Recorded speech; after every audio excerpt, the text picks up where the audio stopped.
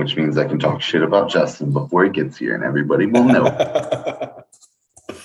Yeah, he's slow. What's his middle name? What's the M stand for?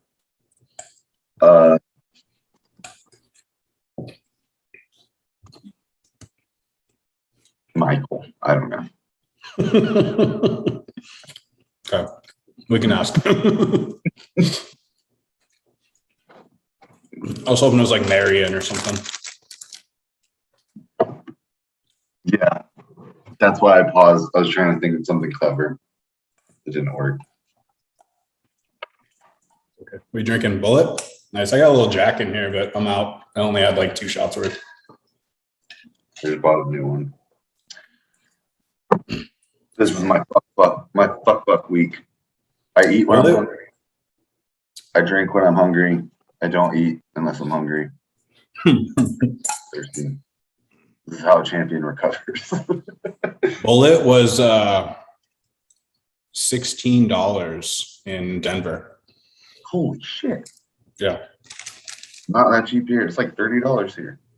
And it's made like an hour away. You're getting screwed. That's like getting gas in Alaska. Yeah. It's made there, but you know. They have to ship it away and then get it refined and then sent back up. Mm-hmm. Capitalism. Yeah. I wonder why. I'm sure there's some bullshit bureaucratic reason why there isn't more refineries in Alaska. But if I lived in Alaska, I would 100% own a diesel vehicle. I don't know about a truck, but a diesel something because it's cheap as shit. And while you're not supposed to do it, you can even use the heating oil for it, and it's like $1.50 a gallon. Yeah, I got buddies that may or may not do that. Yeah, same. Trucks newer than 06 can't run on that diesel. That's why you buy a real truck made before 06. I mean, there's like deletes and stuff you can do that'll make it okay, but. Why does this feel like there's no burn? Have you just been drinking a lot and now it tastes like water? Maybe I'm drinking with the grain of liquor and not against it. No, this is my third drink in like 2 hours. Oh, that's not too bad. You're pacing yourself.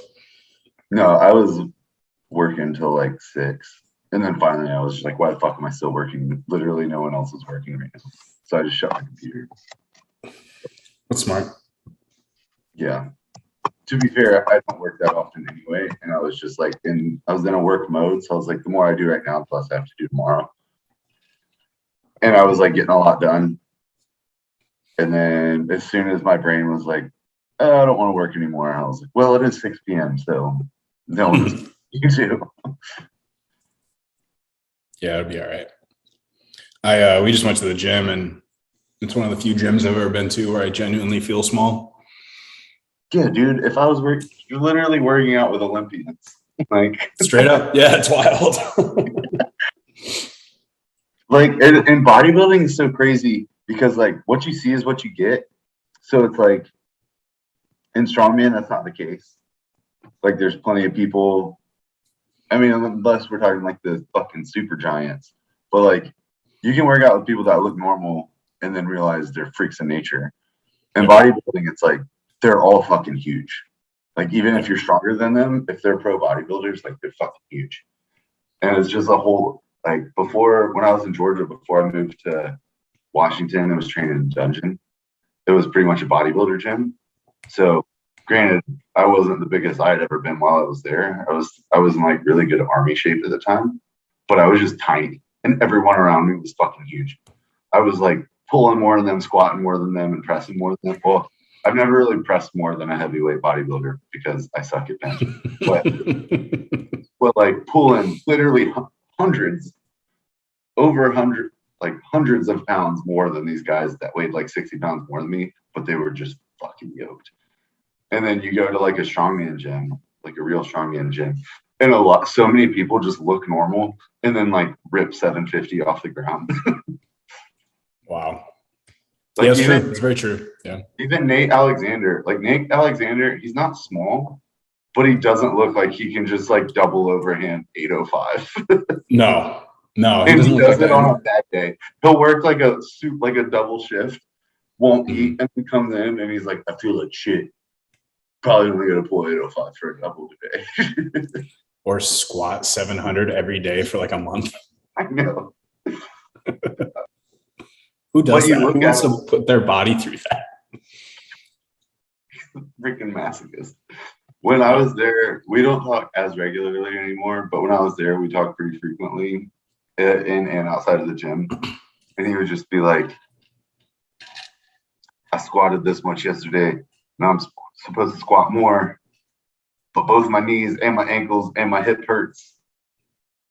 Whatever, I'm gonna do it anyway. He's like, this is how you win. And I was like, I mean, lead the way, Bubba. You've won more shit than I have. Justin's here.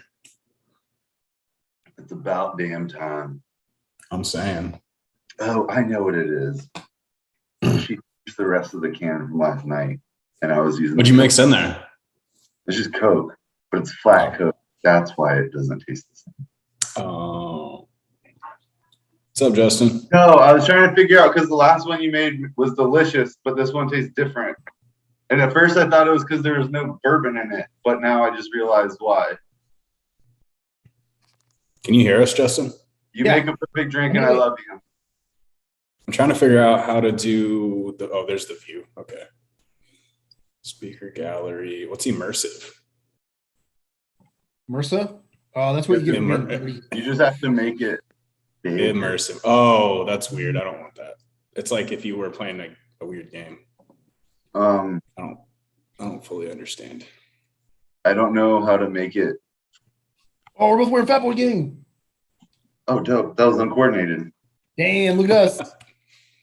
I was wearing my army shirt before this, and I was like, I am not wearing this. Gross, dude. I was like, I will not be held accountable for what I say on this to the army.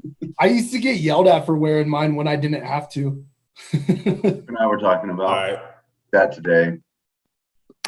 We're recording, so I'm not going to say what that conversation was, but it had to do with other members of the team. And the brigade commander seeing what they would post at like night. And then they would call Murph and be like, why is this person posting this on their personal media? And then Murph getting investigated for enforcing what the brigade commander asked him to enforce. Oh, I know what you're talking about. Yeah. Oh, man, I don't miss that shit. Yeah, no doubt. What are you drinking, Justin? Anything? Oh, yeah. I got bourbon. I just took an ice bath, so I like to drink bourbon to distract me from freezing my ass off. Literally. Okay, that's fair. Yeah. What are you drinking? This is Jack and Diet Root Beer. Ooh, nice. Dan? Bullet and Cool. Coca-Cola. Mix, huh? Yeah. Mm-hmm. So you guys want to talk about your experience winning nationals before you get all lit or what? Yeah, let's go for it. Dan, go ahead. You're the newest champ. The newest 105 Pro Nats champ. Yeah, man, it's pretty awesome. I mean, what more so than just winning Nats, I still can't wrap my head around how two jabronis from Alaska who literally kind of just took on strongman as not like a challenge, but just like we were both just bro lifters in the gym. And a friend, Chris Johnson, who also trained, he's in the Air Force, he's Air Force firefighter who was stationed up in Alaska with us, trained at the same gym, was like, hey, you guys seem like pretty fit. Like, you want to try strongman? And Justin and I think had a similar response of like, I don't know what that is, but sure. Like, what else is there to do in Alaska? You know, let's go lift weights. So we signed up like 4 weeks out from a comp. Me and Justin both did it. And I placed second. Justin, I don't remember how you did. No, we weren't. I had just got back from the field. Yeah. And I was not trading for it at all. And like at that point, Justin and I weren't that close. Like we had talked some in the gym, but we weren't like really friends, I guess. Because that was early on. And then when we started strongman, that's kind of what made us close, and then we became best friends forever. But it still blows my mind. So that was what, August? That competition was August of 2018 or 17. No, I think we started in 17 sometime. Okay.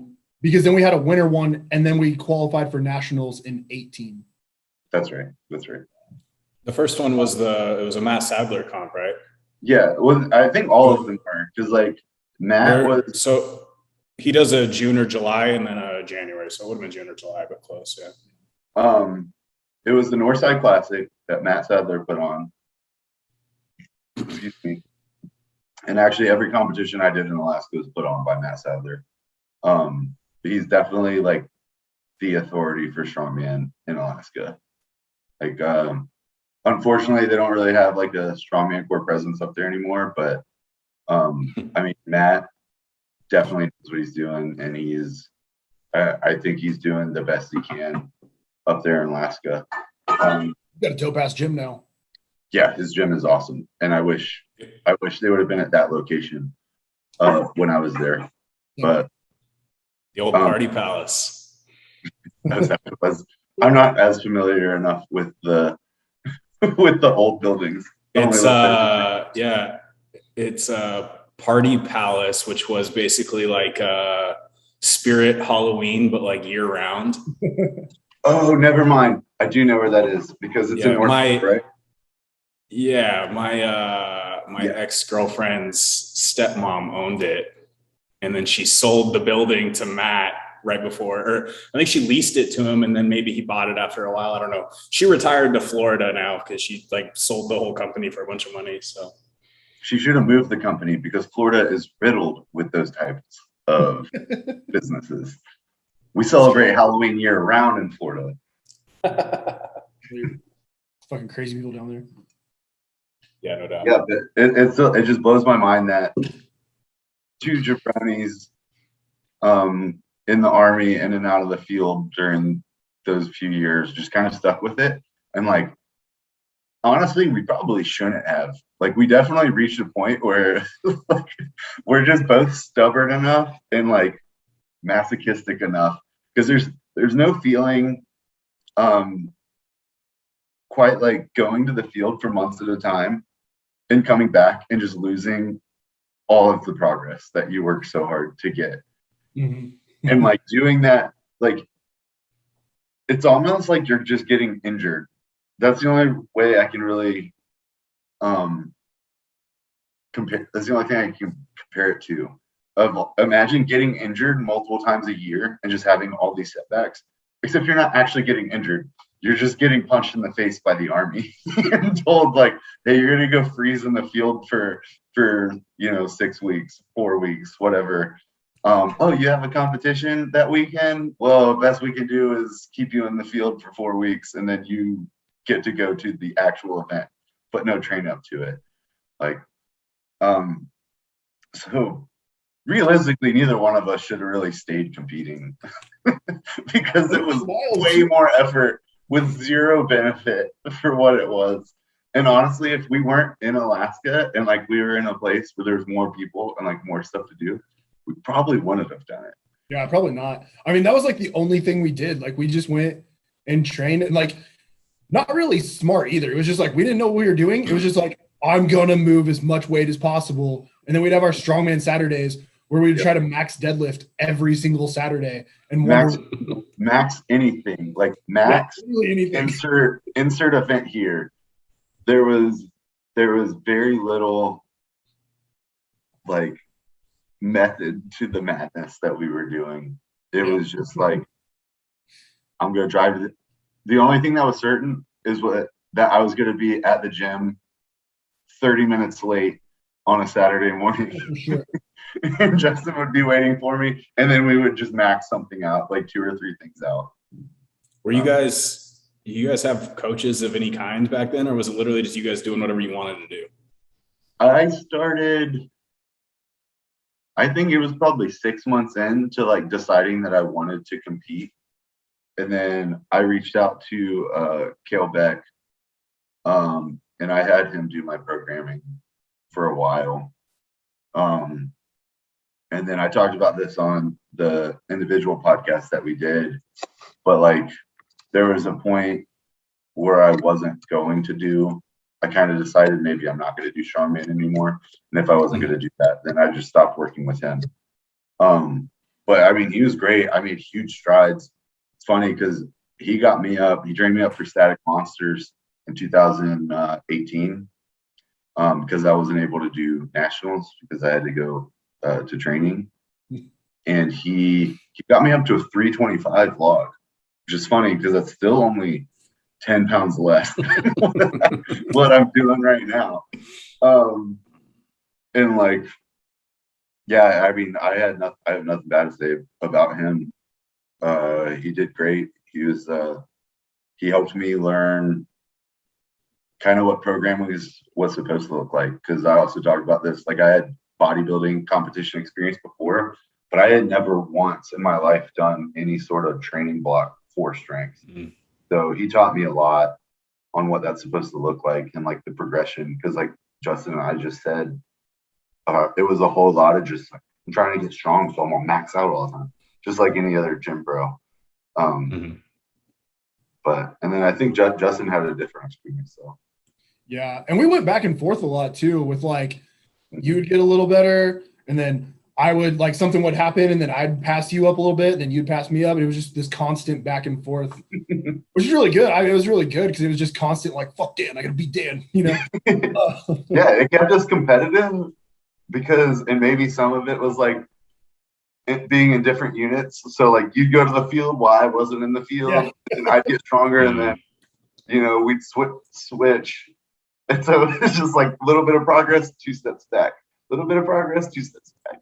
Dude, that was always the worst coming out of that first like week of coming out of the field, and you're just like you want it, like you really want to go to the gym, but you know it's gonna suck. You try to train like you always do, and it's so bad. You feel like shit. You've been like probably smoking a ton of cigarettes, dipping, like eating like shit, and you go and just like go in and like I would always choose to squat for some reason, and I'm just like I would do like I don't know, get up to like 225 and just like want to kill myself. It's like, okay, I'm gonna go home.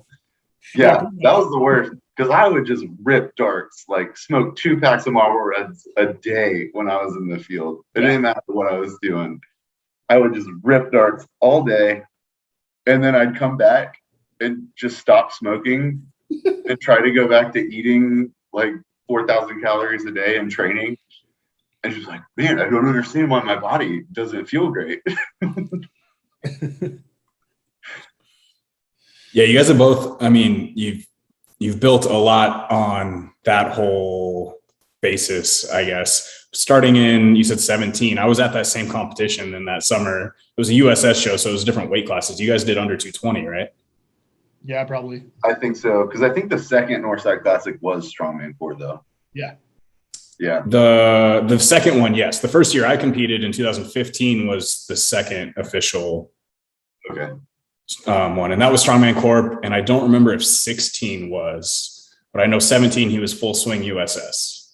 Yeah, and I do remember that. I also remember not knowing what nationals was. Like Chris was talking about qualifying for nationals and just being like, go. I remember like I want to win, but I have no idea why I want to win other than just wanting to win. Right. I remember when he chose, so in 18, when he qualified both of us for nationals, he said that he was going with Strongman Corps because the guys wanted to go to nationals. And then you and I come in there and fucking took the spots. But that's when we got put up with Nick because he was the only like huge dude. Oh, yeah. Because not enough heavyweight. Wait a minute, this is bullshit. Oh, Nick Fisher? Yeah, Nick Fisher is freaking crazy strong. Yeah, it was like him by himself in our weight class, and then me and Dan, and then like everybody else. Nice. I remember being like, well, I'm not going to nationals then. Especially, I mean, even now, he's way stronger than I am now, but he's super strong compared to 2018 Dan. It was just like this guy could bench over 300 pounds. What? Dan just finally broke 400 for the first time today. I'm on Justin's still pending. No. I'm on a pretty rigid flat bench program. I train 4 times a year, and those training sessions all include a 1 rep max. I think the only time I ever really bench would be like, it would always be like the week after a comp when Anthony's like, let's max bench. And he's like, okay. That's exactly what I did today. First session back, max bench. Took 3 CrossFitters to make me feel like I wouldn't die if I failed to lift. But after you benched 405 today, I officially decided that I need to put 405 overhead before I bench 405. So officially, because you've been saying that for like 2 years. But then in the back of my mind, I'm like, I need to bench 405. But now it's recorded. It's not in a group text. It is recorded. Yeah. So, because I want to be like, I maybe one of like the only 105 pros that can't bench 405. I'm sure there's guys who I beat at nationals this year that can bench. I know 50 to 100 pounds more than I can. I'd be willing to bet that 2019's Nats winner Gary can't bench 405 right now. Well, yeah, that's okay. That's not fair. While he's down. I mean, like Jeff might be able to. I actually he was who I was scheduling with tonight to talk about his tricep recovery, and then I bumped him because you guys said tonight worked better for you. Mm-hmm. And then I messaged him. I was like, "Well, you are 2019 Nats champ. If you wanted to join," and he's like, "I don't want to fuck up the bromance." So. And Gary, I appreciate that so much. I'm just kidding. I would have loved to have Gary join. Me too. As far as adding a third party, he's up there on the list of choices. This is true. Dan. This is pretty cool. Dan officially dubbed him as the most aesthetic strongman 105. So that's true. No, that was Connor. That was Mike O'Connor. Yo, you asked me to ask Gary what it was like being the most aesthetic 105. Pro, I guess, but I don't know. Mike O'Connor. Yeah, I'll give you that. He's so cut. Yeah, it's wild. It doesn't make sense that he's only 240 pounds because he is this fucking wide. He's huge. I would like if he decided to pursue bodybuilding, they would tell him that he's like he would have to do classic physique because he's just like he did way too big. He did do classic physique. I think he did classic or he did bodybuilding, but he's done a couple shows. Oh, I didn't realize he had done classic physique. Mm-hmm. But yeah. He might not have done classic. He may have done open bodybuilding because it was a few years back. So maybe it was before classic was a thing. Yeah. That's what I was thinking because I thought he used to do it. But he's too tall to be terribly competitive at just open bodybuilding. For sure. Yeah. Because I had a coach when I was doing bodybuilding. He was trying to go pro and heavy, but he was like 6'2", 6'3". That's tough. As soon as they opened classic physique, he turned pro in the first year. Yeah, 6'2" in classic physique, you can be like 228.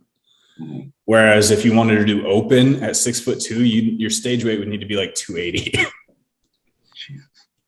I know nothing about bodybuilding. I just know like you starve yourself and try to get a pump. And try to get a pump. And I can't do either of those, so that's fair. So I got asked a decent little list of questions to cover here. Let's go. Let me pull them up. Camby dude wants to know who's stronger. Be more specific with your feet, please. It depends. I think Justin's. It depends on the day. Well, yeah. So if we're going under the impression that both of us are on our best day, I would say Justin overall is a little bit faster. It's close, but he's faster. I think he's a better presser. I think I have a little bit better endurance on both pressing, like obviously to a certain weight. And then for deadlifting and pressing, I'm definitely a better thrower than Justin. Yeah. Remember you looked at it, and then I came to Washington, and I'm like, hey, put your legs closer together, and all of a sudden it's just poof. It was just like it clicked. Yeah, I remember that day. I would say if Justin and I were fresh right now, both of us were fresh, and we had to compete tomorrow, Justin would beat me at the nationals events that I just did. If that makes sense, like those 6 events. Yeah, I can see that. That's fair. It would be close. I think I would probably beat him on the deadlift. I think I would do more reps than he would on the deadlift. You have a better leverage Hey. handle deadlift. Hey Justin, or well, both of you really, me too. We had to like watch with the Zoom thing for whatever reason. If you guys try to talk over each other at all, it's basically just blank for the thing. So just be really cautious of like making sure they're like not talking when you start talking. Sorry. Okay. I think Justin would beat me on the max log.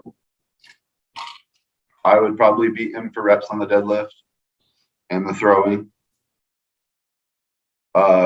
He'd probably beat me on the axle. It'd be close just because I think it's light enough that both of us would probably get 6 or 7. So maybe we tie on it, but he is a better presser than I am. And then he'd probably beat me on both the wheelbarrow and the yoke. I did beat his time from last year on the yoke with 10 seconds more, but Justin is also faster. And now we bought a set of hiking boots like me, so he's going to be even faster. But yeah, Justin's footwork with the weight doesn't make sense a lot of the time. No, I don't get it either. but But to answer Camby's question even better, we really complete each other, and we're, not, our strength isn't whole without the other. yes. So One is none, and 2 is 1. So, Justin, do you think that you would have won last year if Dan wasn't there competing next to you? he did push me a lot. Yeah. Especially when when I knew he was going to do really good in the yoke, but when he placed second in the yoke behind me, I was like, oh, fuck. And then we went and he beat me in the bags, and I was like, damn it. Cause I didn't know what to expect going into day 2. Like I kind of figured I would do better on the log, but I was like, kind of in the back of my mind, I was like, I need to be on my shit or Dan's going to sneak up on me real fast. That's funny. You haven't shared that before because I never once remember being like, even having a thought that I was going to beat you last year. Like I was just there, to have a good time. Like obviously I was there to try to win, but I didn't think top 3 was really in the cards. So that's funny that you thought that you were actually a little worried. Like, because I remember after the bags, like I do remember, I think I was sitting in second overall after the bags. And I was like, oh shit, maybe I do. Maybe I underestimated myself. And then I fucked up the Husafell Stone royally and placed like 34th or something. And I was like, well, glad I showed up. This will be a fun party weekend. Still the most impressive tactic of the whole weekend was your log dance, though. I've still not seen anybody do anything like that since. Oh yeah. I try to implement 10-foot overhead log walks. It's really a great core stability exercise. But I've come a long way. Honestly, if there's like strongman is all about learning lessons and like growing from your mistakes. Last year's Nats, I learned 2 lessons that have stuck with me more than any other lessons I've ever learned in the sport. One is do not change a technique on the day of a competition. You will always meet somebody there who may be more experienced than you, may have a better technique than you. That's great. Like write it down, put it in your notebook, but don't try it for the first time at a competition. Second, don't take too much pre-workout or too many stimulants before an exercise. If you're not used to it, like I took so much pre-workout that I was just like trembling. And that is a contributing factor to why I was such a spaz on that log AMRAP. For instance, this week or this past competition, I think I took a half a scoop of pre-workout between all 6 events. I didn't take anything. I took 0 ammonia. The way my brain is, I get so hyped and so in my head, for better or for worse, that like any extra stuff, ammonia, and you'll see it if you were to take a video of me before deadlifts. That was the only time I took pre-workout, was before the deadlift AMRAP. And I'm like dry heaving and gagging, like about to throw up, which both of you are familiar with that scene of me in the gym or at a competition. And it was because like I was already so hyped, and then just the half a scoop of pre-workout that I took, I was just like, and so I don't do it anymore. I use it in training, like when I'm training in the morning, but competitions, it's a no-go. That's fair. Yeah, we've both seen you throw up in the gym a time or two.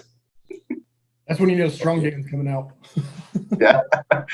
I do remember last year, right before the log, I threw up in the trash can, and Justin was in the heat behind me, and some other guy goes, "Are you okay?" And Justin goes, "Oh, that just means he's gonna PR." I didn't. I did not in that particular case, but it's funny. Nice.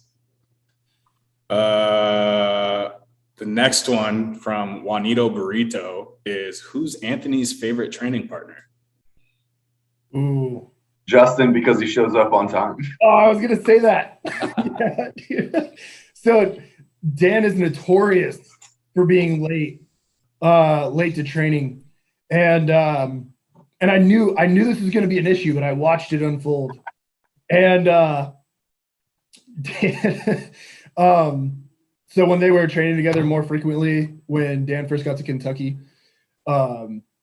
he'd be talking about like just waking up, and I'm like, oh, because I knew what time their training was, and I was like, oh shit, he's gonna be late.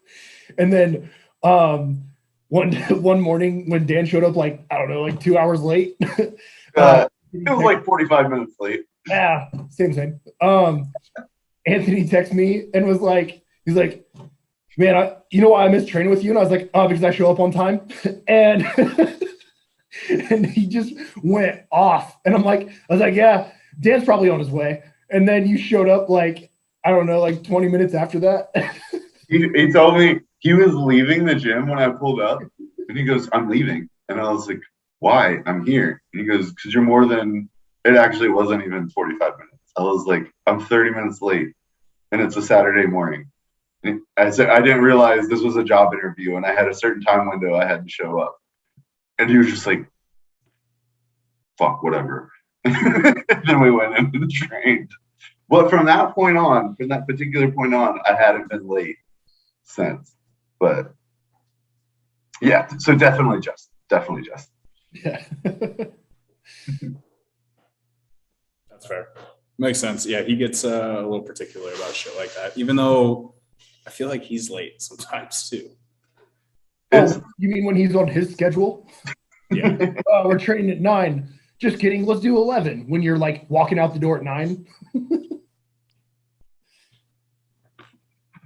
The next was, what was that? I said, let's expand on that, Justin. You have Oh yeah. What do you mean? You got any particular stories you want to? No, there's just times when he would when he would want to sleep in, and I was okay with that. Okay. Next question. Darren at One More Strongcast wants to know, will either of you ever want to move up into heavyweight? So I was actually Anthony really fucked my plans up for that. Because I was going to because I wanted to get up as close to 300 as I could. Right. Mhm. I was thinking like realistically in like a few month window of like 280, 290 ish. And so I was gonna this was last year. I did I was kind of planning like ASM, and then I was gonna go to heavyweight for the Arnold, because I wanted to do, because if I was gonna go heavyweight, I was going to I wanted to like, I didn't want to just do some bullshit local show. Like I wanted to do like a decent sized show with good heavyweights to see how I would stack up. And I was like, cool, I'm going to do heavyweight at the Arnold and then see how it goes. Maybe stay heavyweight. I don't know. And then Anthony's like out of nowhere one day. Sorry. Out of nowhere came in and he's like, I think I'm going to put on a show. And then next thing you know, it's like what Clash is. And I'm like, well, there goes my plans of being heavyweight. Yeah, I remember you talking about that, because we were both, I mean, I went back when like a year and a half ago when I was considering getting up to like 300 pounds, and you were pushing me to do that, to live vicariously. It was my dream for me. Dude, that was like 8 months ago. That wasn't a year and a half ago. It started a year and a half ago. February. Okay, you're not wrong. That's true. Yeah, Justin was pushing me pretty hard to be 300 pounds for a while there. Yeah. I still want to get Dan up to like 260. So maybe after OSG in a real off season, push up there to the mid 250s. Yeah.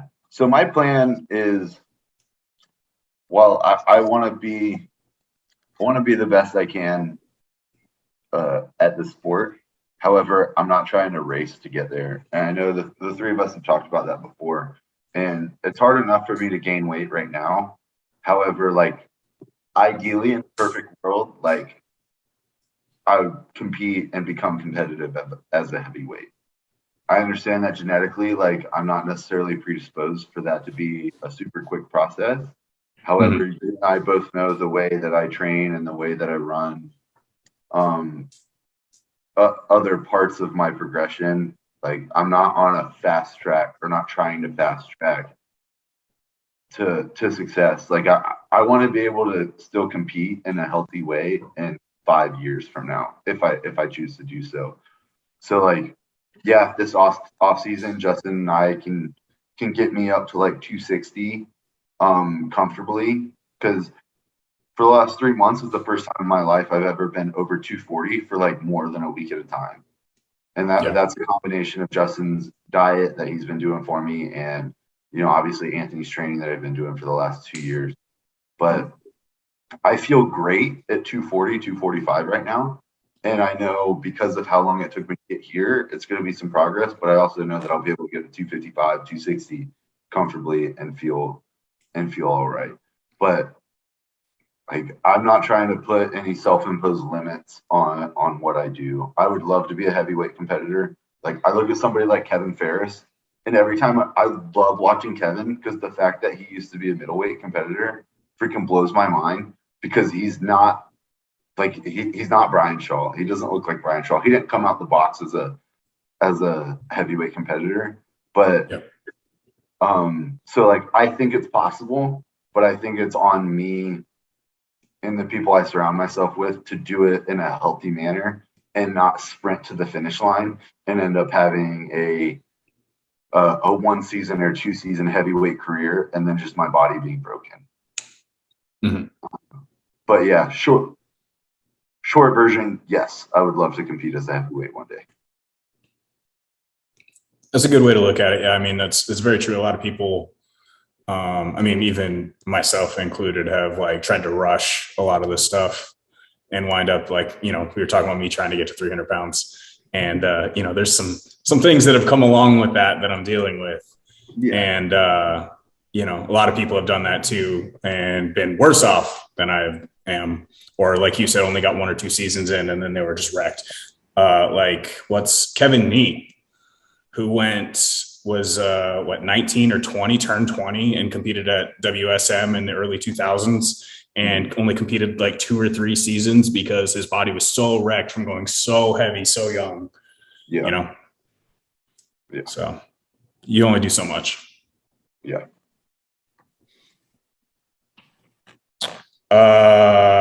Dan, your wife, Natalie Hughes, would like to know who's the bottom.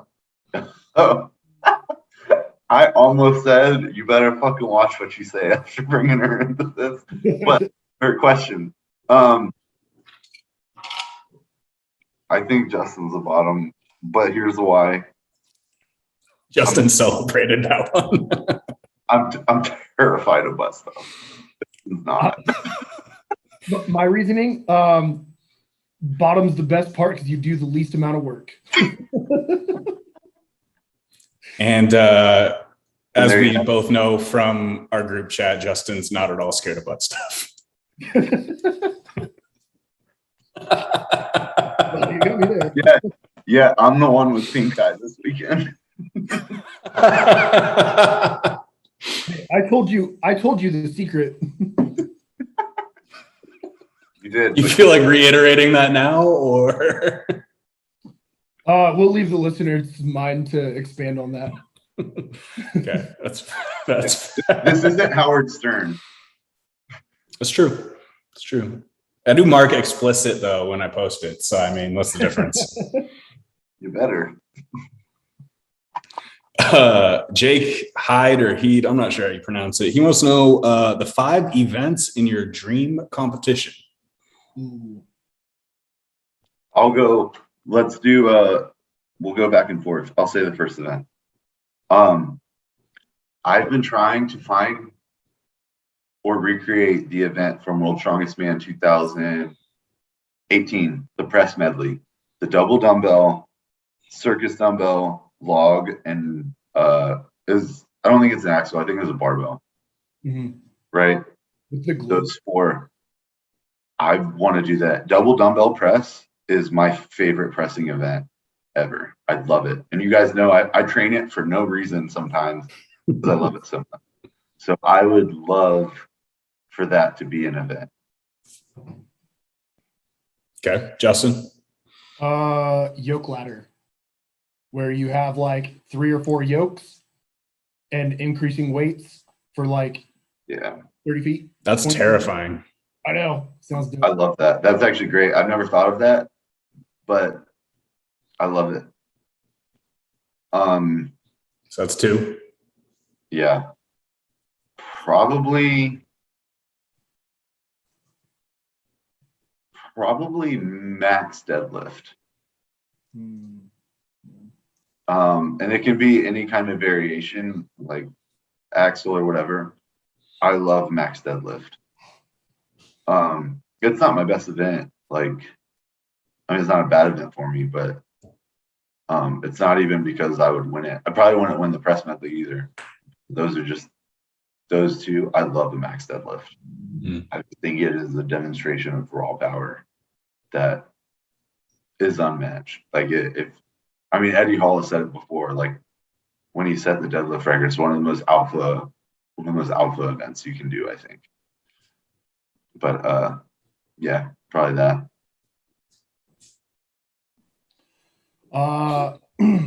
Truck pull, like arm over arm truck pull. Oh yes. Because I like them. 2, because you never, like, for the most part, you never really see them anymore. And I think those are like a good, like, classic event. Yeah. Okay. So that's 4. What's the final event? That was 3. No. That was, you're right. No, that was 2. That 4? How much bourbon have you had, sir? Shut up, John. He had to go to work today.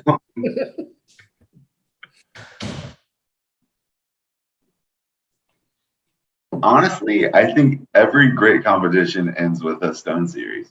It's not my favorite event, but I don't think it's a good strongman competition unless it ends in a stone series. I hate stone over bar for reps. It's one of the most boring things to watch. But a stone series, and it doesn't matter if it's increasing weight, decreasing height, or whatever, but just running, sprinting, loading multiple stones in a row. I think that's one of the most iconic finishes you see side by side, the first and second place guys, and I think that's the best event to end. I really dig the, I think Ortmeyer is the one that posts it all the time. It's one that he did way back when, but it's the ring where he's going around the circle, putting them on the platforms. Yeah. I think like visually, that's one of the coolest ways to do a stone event. And just like any WSM you see when they finish side by side, like it's so much more exciting than watching stone over bar. Or really, I think it's the best way to end any big competition. So I'm glad OSG is doing that. Like World Strongest Man pretty much always does it. That's probably, even though I'm super scared of stones now because that's how I hurt my back. Like that, I think that's the best. I think it's the best way to finish a comp. Yeah, nothing to save your back like a fucking ascending yoke ladder followed by a stone series. It's different. On the yoke, you can brace the core. Yeah. You can brace the core on a stone too, Dan, if you do it right. Preposterous hypothesis. All right, here's one that both of you are going to, I feel like you're not going to say much to this one. David Baden, I'm not sure how to pronounce his last name. Should I try to become a member of the Warrior Fitness team?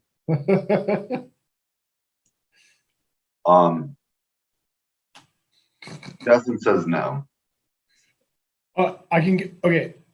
Dan's going to give a more logical reason because he thinks things through and I just say shit. Well, also Dan is still currently a part of the team and Justin is not. So. Yeah, I got fucking vet syndrome and I just hate everything. So what do you guys think? Should anybody try and join the team? I was waiting for Justin to go. I thought he was going first. Okay. I'll try to give my best thought out response. Okay.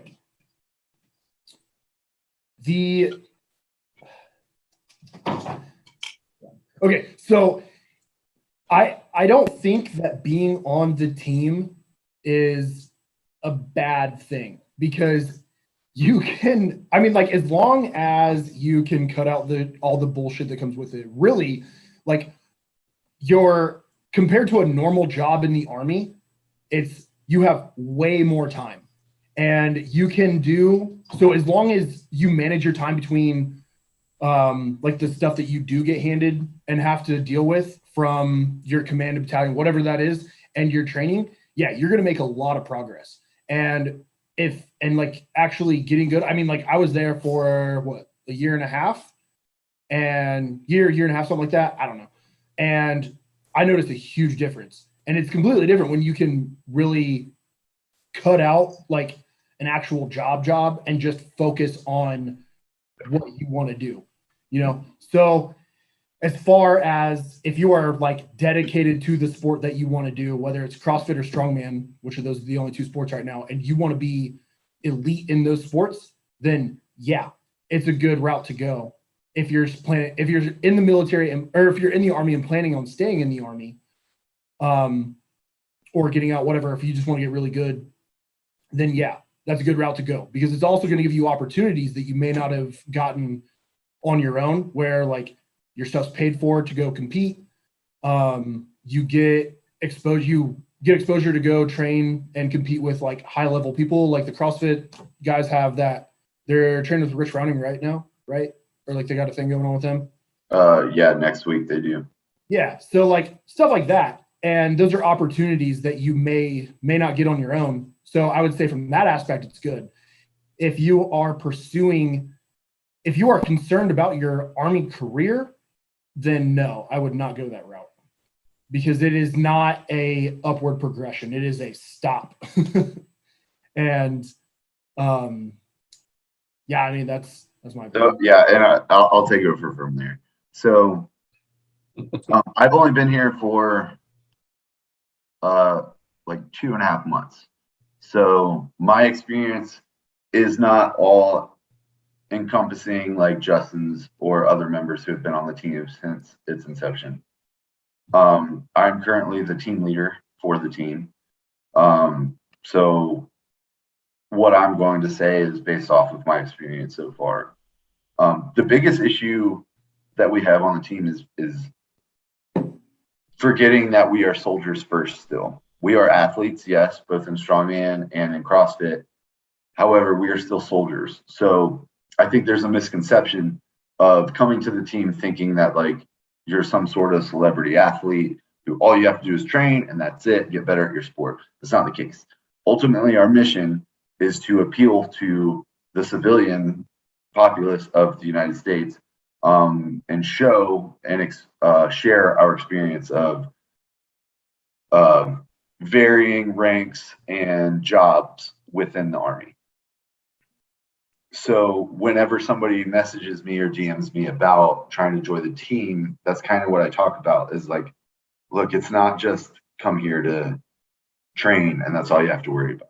We're still soldiers. We still have duties that we owe the Army and obligations that we owe the Army to. And I think it's a very new unit in regards to the Army as a whole. So we're still trying to figure certain things out. And I get messages from service members saying like, why don't you guys do this? Why don't you guys do that? And sometimes they're not great recommendations. Sometimes they are great recommendations and stuff we're trying to implement, but we're just not there yet as an organization. So for someone like David who's considering joining, just remember like, one, we need people who can compete and win. That's kind of like a prerequisite is it's not just like, hey, I'm the best guy in my unit, so let me join. Like you have to be competitive on an elite level within your sport. For instance, the last group of members, like we had Anthony Furman, 2-time world's strongest man, and we had Chandler Smith, like multiple games at CrossFit Games athletes, like high level, not just in the Army, objectively high level athletes, because we're trying to get our name out there as best as possible. And so, unfortunately, a large part of my job is having to turn people down.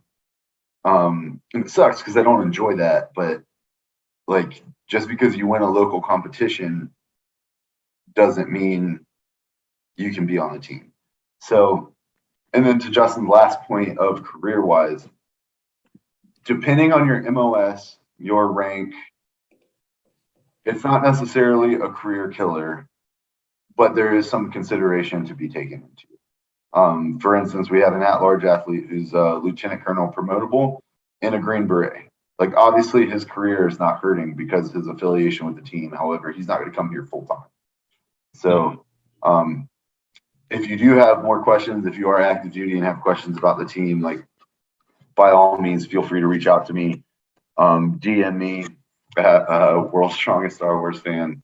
And I would love to talk about it, but it's more than just we work out. Like, we have our mission set isn't to work out.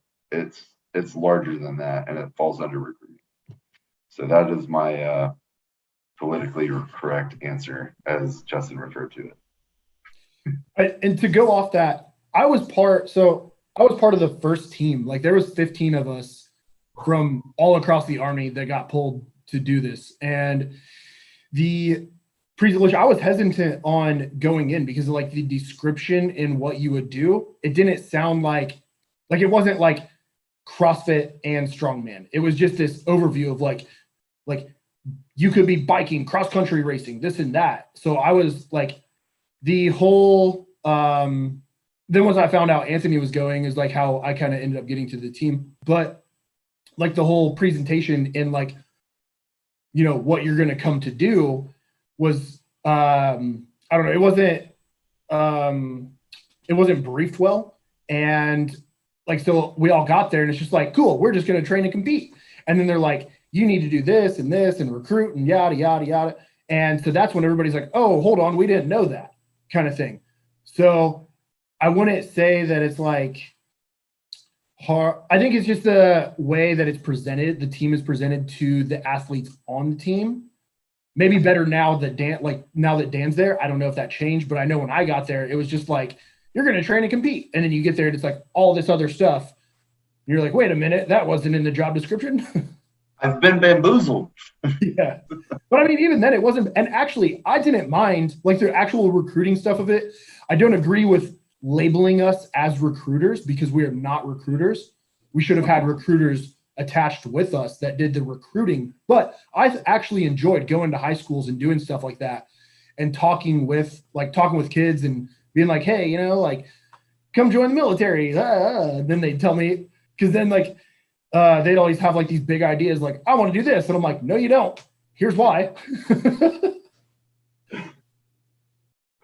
Okay. And John said we weren't going to talk a lot about this topic.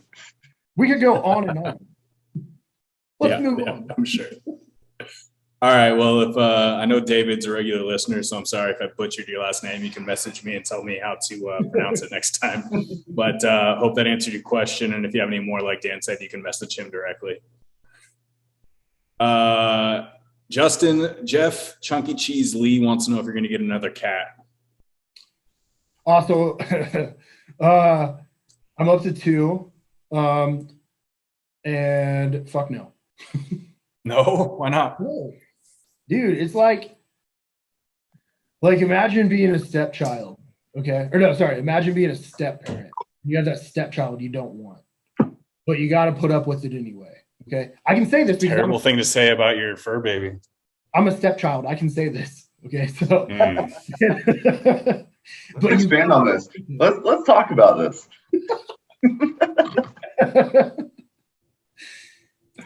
No, I'm okay. I'm capped at 2. I can only handle so much. Okay. Fair. Yeah. I can't be like Jeff and have like 10 cats or however many he's got. He's got so many animals, I found out on our episode. Yeah, dude, me and him just send each other cat videos. It's so weird. Nice. It's not like lifting or anything, not like normal dude stuff. It's just like, here's these cats. Jeff might be my favorite person that I interact with regularly that I've never met in person. Same. I like Jeff a lot. He's cool people. Never met him in person, but like 6 months ago, we just started talking. Yeah, same. And I love it. Yeah, I was the same way with Jordan. Then I met him, and I was like, "Fuck that guy." Yeah, you're like, I've made a huge mistake. Did you listen to this podcast? Probably not. He does CrossFit. He what? He does CrossFit. Gross. Yeah. Jordan? Yeah. Yeah, he does CrossFit, which is like, he blamed not doing CrossFit on why Justin isn't good at throwing bags. And I said, but I don't do CrossFit and I'm good at throwing bags. And then also CrossFitters don't have a monopoly on ollie lifting. But whatever. That's neither here nor there. I don't recommend doing a podcast with Jordan. Oh, I was just ready to say that you should do a podcast with Jordan. If you do, it should be on parenting, because the only thing Jordan does right is be a great dad. He's a great dad. I love how much Jordan loves his daughter, and that's really the only thing he's good at. He's definitely not good at strongman. Wow. He learned how to yoke in a competition.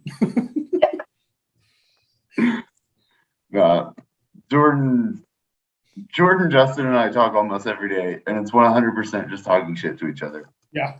Yeah. But I do appreciate how good of a father he is, and I just wish he would apply that same energy towards being a strongman, because then maybe he'd win something. Yo, I don't get it. Jordan could put like 60% effort and be unbeatable, but I was but going. He continues to put 40% effort. I was going through footage from Waco, and I have a whole 5-minute rant from Tommy and Anthony saying literally that today. I went through the footage, and Tommy was like, "If he just put more than 40%." Literally said the same number effort into being a strongman, he'd be unbeatable. Yeah. Like when he was going to come to Waco, he I don't get it. He would send me pictures daily of him like eating like whatever he could grab at the gas station, just eat like a 5-year-old, you know, and then go to the gym one day and he'd be like, "Oh, what'd you do in the press medley?" And I'm like, I don't know, I got like 5 on the circus dumbbell. And then he sends me a video. He's like, "Was this good?" And he got like, I don't know, just like double digits, just slanging it out. Then the next day he couldn't move. And then he would pull like Like he failed like a 585 deadlift, and then the next week he pulled 650 for 4, and I'm just like, what is wrong with you? Yeah, he went. I mean, he got 7 on the deadlift or on the dumbbell at Denver, and he had lost 20 pounds from fucking Corona. Yeah, I don't get it. I think he got 6. Do you like? You what? I thought he got 6. I thought him. Was it 6? He won the dumbbell. Well, yeah, they tied. I think he beat San Lorenzo time wise. Oh, okay. Same, the same reps. Okay. Oh, wait, here's a cool question. Okay, do you think if Jordan put, let's shoot high and say 55% effort, and and like tried a little bit, cut out the CrossFit, how do you think? And he prepped well. Do you think you'd give Camby a good run? Ooh. Absolutely. Like probably not on pressing, but like I mean, it would have to be more than a week. I think if he took it seriously at all, and this is to my own embarrassment and any other person who does take this very seriously. Like if he put effort in more than 40%, which is what I would gauge he currently does, I think he would have a very solid chance at winning a lot of competitions. Yeah. No, and I mean, like, if he put in serious prep for Clash next year, Yeah. like serious prep, I really think he would be up there, like, battling it out for first. Okay. This is my public challenge to you, Jordan. Oh, yeah. Give 55%, you win Clash. Unless you're in my group, in which case you don't even make it to the finals again. But Yeah. If you're in my group, then fuck you. Next question. I'm gonna tag him in this, and I'm gonna post a little clip. Please of that. do. I will tell him as soon as we get off. I will text him and say, "You better listen to this next one."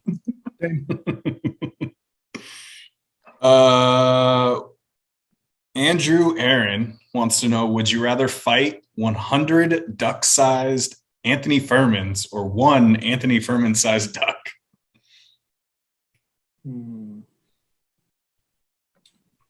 What? On what kind of day? On what kind of day is this Anthony having? Yeah. It's so wild that actually makes all the difference in the world. If you know him like Justin and I do, it really does. Yeah. I don't know. Am I allowed weapons? Because if I'm allowed a baseball bat, then 100 duck-sized Anthony Furman. Bare hands only. Bare hands. Like actual bare hands or bare hands? No. Like GoldenEye judo chops. It kind of sounded like quacking. Yeah. That's why I'm 100 duck-sized Anthony Furman's final answer. Yeah, same. Okay. I'm really good at kicking. That's the easiest bet. I have once punted a fox that I hit with a car multiple feet. So I'm ready for 100 duck-sized. Back that up. What? Yeah, one time I was in Tennessee and we accidentally ran into a fox. I thought it was dead. I picked it up by its tail and punted it. And punt is the accurate word, like punted it. And then found out it was still alive. But anyway, next question. PETA's coming after you after this one. Statute of limitations. That was a long time ago. Okay. Tyler Pruitt wants to know, talk your pre-game rituals, superstitions, anything like that you guys have. Ooh. Wait, you can go first, Justin. Wait, let's do each other's. Oh, that's good. Yeah, Justin, tell me what Dan's is. All right, Dan. All right, Dan gets real fucking deep in his head, goes real dark, fucking starts watching Star Trek, gets on that, like, I don't know, Spock out there doing some weird stuff. I know he doesn't eat much because he gets like real deep in, like, I don't know, loses his appetite and stuff. Probably throws up a couple times. Drinks. The night before, definitely drinks. I don't know if he did before Nats. I don't think so. I didn't. Nats, this year's Nats was the first time I did not drink before day 1 or day 2. No, I didn't drink before day 1. I did drink the night before weigh-ins. I always drink some red wine before I go to sleep before weigh-ins. Dry me out. But no, continue. Oh, shit. So let's see. Yeah, the night before, normally drinks, because we normally have a couple drinks. You got to calm those nerves. Doesn't really work. Yeah. I drink before every session, so why would I not drink before competition? I don't know why you would change up your routine. It's like it's same thing as not trying a new technique in a competition. It's like, why would you stop drinking if you drink all the time anyway? Bingo. And then normally before the first event, it's pretty because we're all pretty nervous. You get those first event jitters. So kind of nervous, not a lot of talking. And then after that, it's all good. Yeah. Justin, so night before weigh-ins, Justin loves to take baths even when he doesn't actually have to, because he just overthinks his weight cut those last couple of hours, and it'll be a pound away, and I'll be like, I'm gonna take a hot bath, and then he goes in and plays his DS or whatever fucking thing you have, and I'm just Nintendo Switch. What? Yeah, Switch. I guess DS is 10 years old, but plus. Yeah, and then he's just pretty quiet. I don't know, and we haven't really talked about this, but I don't think Justin goes through the same emotional trauma that I go through before I do the first event. And you can correct me if I'm wrong, but like Justin said, I go to some really dark places.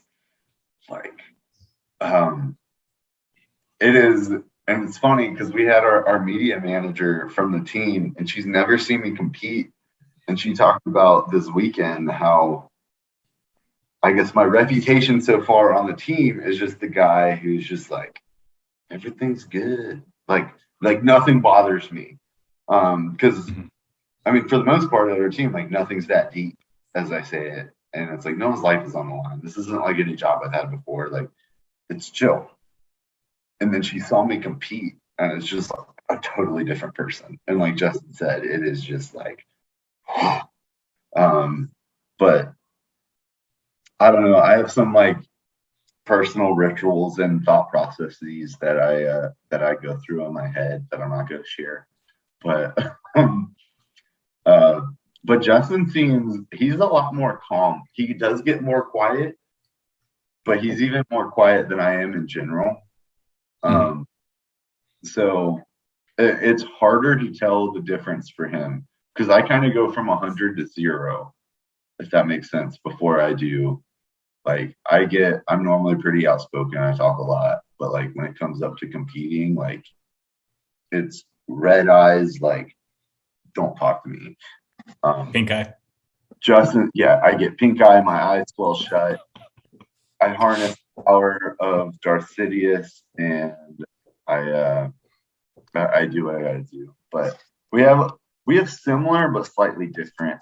Justin's is just more calm overall. I think mine is more extreme, just because my personality in general is a little bit more outspoken. So it's more noticeable when I bring it all together and stop becoming social, if that makes sense.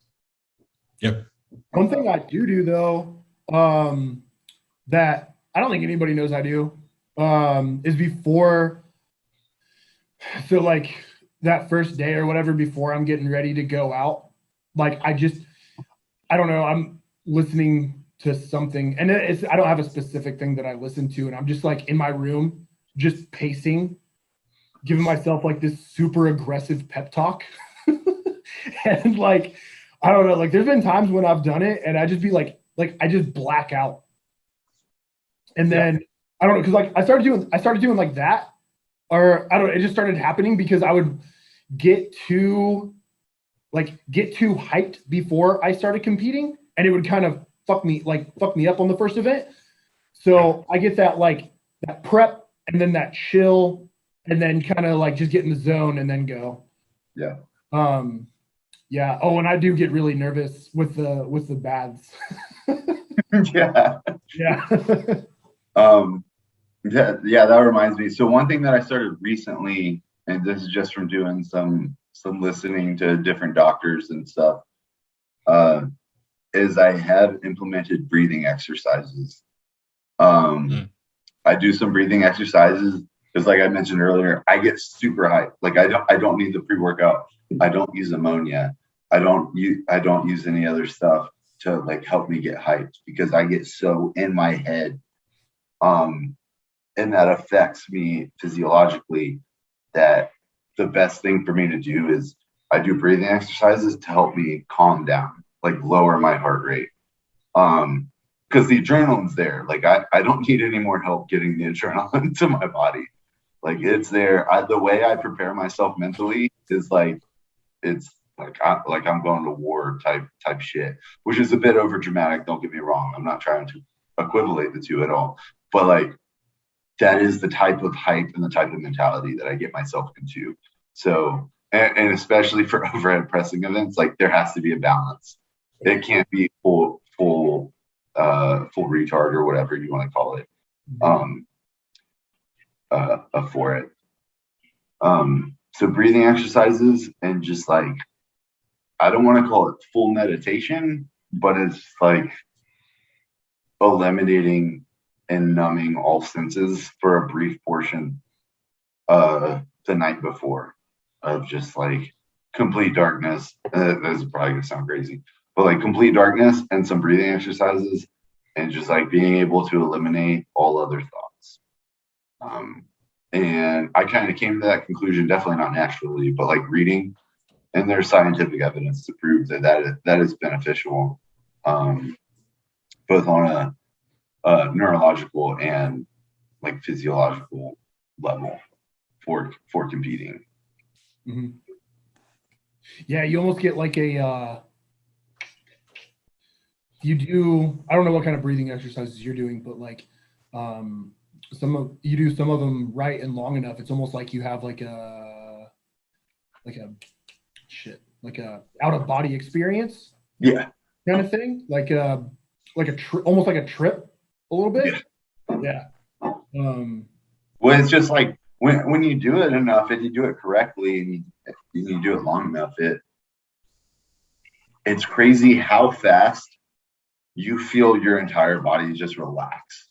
Mm-hmm. Like, I guess the way I would equivalent it to is when you finish an event or you finish like some max effort event in competition or outside of the competition, and your body's just like, it's over. That is the type of sensation that I get when I do the meditation and the breathing exercises of like coming to me as like, yeah, it's not over, like we can forget it, but your body realizing like almost it's okay. Stop freaking out. You know what to do. You've done this before. So go do it. And if you haven't competed a lot, that may sound kind of cheesy or kind of crazy, but I've only recently started doing that in the last couple months, and it has made a huge difference. Because up until Rainier Classic and this one, like even Clash, I would say I didn't quite have it figured out. The difference of going into events and feeling like just freaking crazy versus feeling completely in control of what I was doing is night and day. So yeah, I mean, and that's another thing. Like, I don't do like I guess like like a prep thing. I don't do like a chill and like a meditative breathing. But like I'm constantly, so like something I've been doing a lot of is like a box breathing. So like it's like a 4 seconds in, hold it, and then blow it out your mouth. Like pretty hard. So like I do that, practice that a lot to where I'll be doing it as I'm doing things. So like when I'm training or like when I'm getting like warmed up in a competition or doing something like that, to where it's like this, you're in a weird, like you're like de-elevating yourself as you're doing things and trying to like keep in a level state. Because I'm like the same way, like if I get too, especially on log, if I get too hyped on log, it just goes to shit, like blackout. Like the other night, I blacked out on one of my sets just because I got too hyped up for it. But then the next set I went into it and I was doing my breathing stuff and it went, I mean, like it was still really heavy, but like it went a lot better than I expected. Yeah. So like, yeah, breathing exercises are great for like keeping a level head, especially like when you learn how to do them right and you can do them as you're doing things. Do them like as you're lifting, as you're functioning, you know, like in training and like keeping a level head rather than just getting like we all probably used to do it, just getting so blown out of your mind. It's just like, I gotta lose my fucking brain to fucking lift this. When really you don't, and you can just stay in your head and actually focus on what you're doing, which also leads to like self-correcting as you're doing the lift, and it's probably going to carry over farther. Perfect example. If you watch the video of me doing 335 today, that I posted today on log at the competition, I stayed in that bottom position of the split jerk for like 4 seconds. Because speaking of self-correction, like, and you don't see it on the camera, obviously, but like I did those breathing exercises right before I went. And it was like slow motion. I did the split jerk. I held and realized I didn't have it right away. So I held it for like 3 freaking seconds, locked it out, and then stood up. And like I remember watching the video and matching it with like what was going on in my head of just like being calm, like not trying to. And if you would have watched the video before that, doing 315, like I stood up right away. Like I wouldn't say I freaked out, but I stood up way faster. And like that control mentally of this wasn't the perfect split jerk. Calm yourself, press it out, because you can do that, and then stand up instead of trying to rushing it and drop it. A lot of that comes down to the cerebral aspect of competing. Because and I don't feel bad saying this. There's plenty of people that are a lot stronger than me, that are both at nationals and at Clash that I beat. And I would say a lot of that is attributed to me studying how to be a competitor and me being, in my childhood, being raised as a competitor, for better or for worse. But like, it can't be understated how important the actual competitive nature of this sport is. Both of us, all three of us, have definitely seen people incredibly strong not win and not do well in this sport.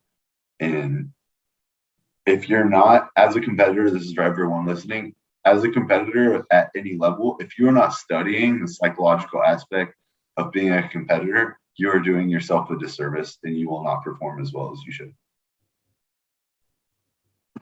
Yeah. I definitely agree. It's really hard to go like, you have like go away from like focusing on just the physical aspect and really dig deep in your mental aspect of like what's going through your head, and you know, trying to like harness that and be able to apply it to when you're actually doing things. I mean, like the first time I pulled, I think it was like 725. I remember specifically because I almost failed it when I got stuck at my knees, and I it was like a slow motion, like everything. I was like making little adjustments throughout my whole body, and finally like got it past my sticking point and then finished it, to where I really feel like if I wasn't like that in tune with like what I was doing, I would have got to that point and then like freaked out a little bit and then lost it, kind of thing. And like it's those little self corrections that you're able, like once you can tap into your mentality, that you can kind of push through. And because like a lot of people, it's not like a am I strong enough? It's, do I have my mind game on point, or am I technical? Like, do I have the technical? Like Camby's a perfect example of it. Like super technical with things, and like he realized, like even like when he did the log world record, like he knew exactly what he messed up and went up in weight with full confidence that he had it, kind of thing. Like stuff like that, where like someone might fail that and just be like, I'm not good enough for it. It's like it's not that. It's just you fucked up. Yeah. It's interesting too, because I mean we've all had this conversation multiple times in our like group chat and stuff, that like how opposite I am from both of you. Like I'm listening to both of you like explain this like mental aspect, and I cannot relate even a little bit. Like I always feel mentally completely with the wherewithal on like what I'm doing and everything. I don't have that like berserker mode that you guys go into, and I'm sure that hurts me in certain events. You know what I mean? But like I always feel like where I fail, it's the physical, not necessarily like strength in a lot of events, but the physical wherewithal on what to fire when. But it's not like I'm not mentally connected to what's going on. It's like my body doesn't physically know how to do it yet. You know what I mean? Whereas what you guys are talking about, basically you're getting so like worked up into the moment, you're basically going into blackout mode and you're just ripping through the events, right? Or like with the log, when you start to get all shaky and all over the place and stuff like that, whether it be pre-workouts or whatever else caused you to get there. Yeah, pre-workouts. It's interesting because like I'm sure that I feel like probably most people in the strongman community relate more closely to you two and when they hit an event. But for me and probably a few others, I'm sure, like I don't relate to that at all. Like I just don't, like I feel I don't have a pre-breathing ritual or anything like that because I never feel that worked up going into an event. I don't know why. Well, so I'm glad you brought that up, because there's also, and I will preface this with I am not a doctor. However, as someone who has studied this a lot on my personal time, the way me and Justin get into like that berserker mode, as you're talking about, it's certainly not the only way. And a lot of people, especially in lifting, because that the types of personalities that go into lifting, like competitive lifting, a lot of those personalities are the type of people that go into berserker mode. And while I'm not someone to scream and yell and all that stuff, like that's not really, mine's more all cerebral and internal. The people like you are describing yourself, it's different, but not necessarily disadvantageous. It just means you have to pursue a different type of warm-up, like, because people who don't want to be externally, I guess loud or go into that berserker mode, that doesn't mean they're not capable of doing the same thing. It means they can't do the same things that someone like me or Justin do to get them to that optimal zone. And because I'm not like that, like I haven't pursued the research and the techniques to get to that position. Because for me, it's more of a calming myself down to that optimal level. Where for someone like you, it might be coaching yourself up to the optimal level, because you tend to trend towards the lower aspect. So anyone else listening like that, that may be like that, like I get, it took a long time for me to even be able to just be like, to say something out loud before I lift. And I don't scream. I don't need to be slapped or anything like that, which some people like, and that's okay. Yeah. So it gets them there. But like, for me, it took a long time because, and part of that was just being self-conscious of like, oh, I don't want to look like an idiot because I'm not the strongest person here. So I don't want to be the loudest person here. Of like, yeah, if I'm at an event and somebody slaps me across the back and I don't pull 800 pounds off the ground, I'm going to feel like a moron. Yeah, which isn't an uncommon thought. But also, like, I think each athlete needs to understand and be honest with themselves of where is their motivation coming from? And two, like, if you're someone who isn't turned on competitively by being loud and being punched or whatever, then don't force that, because Sure. it doesn't matter. Like, it only matters if it makes you better. And there's plenty of stuff that you can read and listen to from professionals on the topic of how to get your mind to that Mm-hmm. perfect equilibrium to perform optimally. And the people who aren't, like you're saying, the people who aren't turned on by that super hype, by that berserker mode, that means nothing other than you just need to find a different technique. Mm-hmm. But there's plenty of amazing power lifters and strongmen who don't scream and yell before they do it. They just do their shit and they get off the platform. But each individual needs to figure out what that optimum is, and don't copy somebody on the internet. Don't copy somebody on Instagram. Like, don't copy me. Don't copy Justin. Do what works for you. As someone who has tried different things that I saw and was like, this is stupid, I'm just putting on a show, this doesn't help me, to kind of settling into like XYZ is what helps me. That's what helps Dan. It may not help Justin, it may not help John, but like you just have to find that, and you have to be willing to give up your pride. As far as like, you may make a fool of yourself. Whatever helps you may make a fool of yourself. Who fucking cares if you pull 800 pounds? Like, if you're getting PRs, who cares?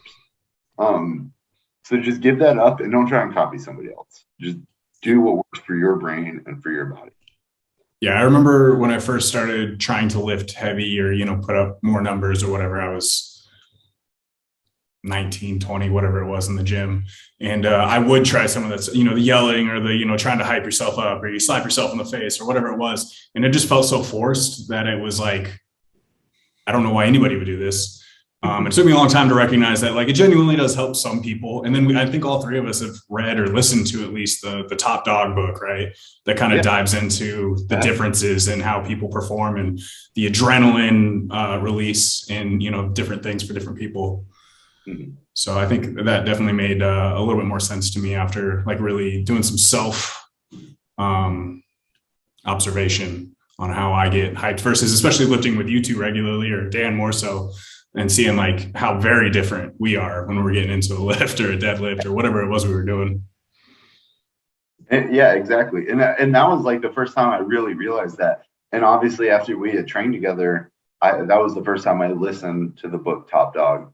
And I'm pulling it up right now for anyone listening who wants to listen to it. It's definitely worth it. But because I used to not understand that before I listened to Top Dog, of like, you were totally different. You were like, everybody shut the fuck up. No one talk. Like, Nick Best is a great example of that. Nick Best, I got yelled at in his garage, not by him, but by a 15-year-old. Cage Meir, Frank Meir's son, yelled at me for talking when Nick was about to squat, because Nick is the type of person who wants complete silence. No one talks. But obviously, we all know Nick Best is a very accomplished strength athlete. Sure. And so it has nothing to do. And then you have somebody like Ronnie Coleman who wants death metal, everybody's screaming at him, he's doing it, he's screaming, his spotter's screaming, and he does great stuff. So it's like, one isn't better or worse. It varies from person to person. And I never really thought that until you and I were training together, when I realized how different we were and how we were motivated.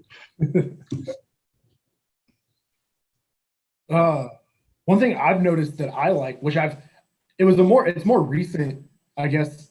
But like having music on. So like, as I'm getting ready to do something, I like to have music to something that I like to listen to. What kind of music, Justin? Some ratchet. What plays? Yeah, what plays in your garage when you're training by yourself? Normally it's Cardi or Nikki. But normally between those two, I've been on a Tech 9 kick lately. Okay. But yeah, I like to have the music on. So like as I'm like getting ready to do something, to lift or whatever, but then like as soon as I go like get within that like zone of getting ready to do it, like everything just goes dark. Like I don't hear anything, I don't see anything, I don't like it's just check the fuck out. And Okay. and it's weird. And I've tried it too without like I've tried it without music, and it's hard. And I noticed since it's quiet, it's harder for me to get into my head to where like I need something to block out. Oh, okay. That's interesting. So you need like a wall of white noise basically for you to feel drowned out, and then you basically turn everything off in your head. Okay. Yeah. Yeah. To where like there's times when it just completely like just nothing. Interesting. And then I get Yeah, down I'm definitely the opposite. I mean, I like listening to music. I like having music on in the background or whatever. But if it's like too loud or there's like too much stimulus going on, I will feel very like, and then I can't function anymore. And I can't put up those numbers like I would normally because I just feel like I'm being like, I'll even have to turn on my headphones. Sometimes if I take too much pre-workout and I feel overstimulated from that, and then the music's too loud, I have to turn it down. It's like when you're driving at night, you're trying to find something and you turn the radio down to help you. I just feel like all my senses are firing too much, you know? which I do that too, where like when I'm just doing like after I get done with whatever I'm doing, especially like prepping for a comp and everything, I get really in the zone on like on my bigger movements and like the events and stuff. But then when I get to accessories, there's times when I'm even like listening to a podcast because I'm not in that zone. Yeah. And I just want something chill, like just something chilled out to where I can just like lift to finish my workout, try not to die during the rest of my workout. And I don't need to be like on that level, that like blackout crazy person level. You know, I just want to casually lift my 5-pound dumbbells and, you know. Yeah, usually my go-to for like rest days when I'm feeling really good in the gym and like my best lifting days are like listening to 90s R&B where it's very chill and very just like I feel like I'm in just this low zone and I feel in control and comfortable. Mhm. I know Dan goes back and forth on Mortal Kombat and Cardi B and Lizzo. Dude, I'm all over the place. The CrossFitters on the team make fun of me because like I'll listen to Kesha one song and then the next song is freaking What's Beef. Like some deep 90s rap song. But it is funny because there's times in training where I try and actually keep myself out of the zone because I don't want to get too into it. Sense like just like any, I try and treat it like any substance or any other thing you may abuse. Like you don't want to abuse your adrenaline rush or the trigger that gets you into that adrenaline rush. Sure. So I try, and sometimes I can't. Like it's obviously it's hard when you're ramping up to a heavy whatever on any lift. But I think that's also important because, like, just like pre-workout, like your body gets used to it, right? Like, so 4 weeks into taking the same serving of a pre-workout, it's gonna dull the effects. Likewise, that same thought or like psychological hype to a lift is going to it will dull your physiological response, I think. And so for that reason, I don't use the same thing to do a 1 rep max in the gym that I would at a competition, if that makes sense. That's a different process because I'm not going to use the same thought process every day or, 4 or 5 times a week, every week that I am on competition day. I'm going to save, and like I said earlier, it's a dark place that I'm not going to share the thought process. It's dark. But I don't use that every day because if I do use that every day, then it's just going to be like, oh yeah, I think about that every day.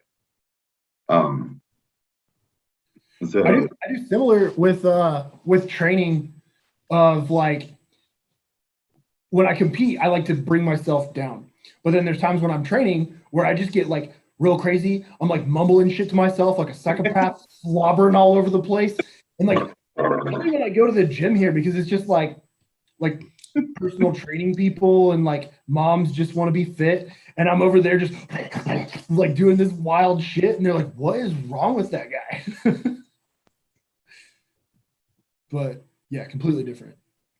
Yeah, I've seen both of you flip that switch and get in the zone in different instances and different events and different places, whether it be at the gym or in the middle of a competition, and it's definitely interesting. Justin, I would say, is a little bit more intense. Unless Dan underperforms on something, and then it's no holds barred. I think Kyle's a wall. the worst thing Dan can do for Dan's mental health is underperform. Or is underperform. For sure. I always, because Natalie's usually there, and I always look at her and just apologize.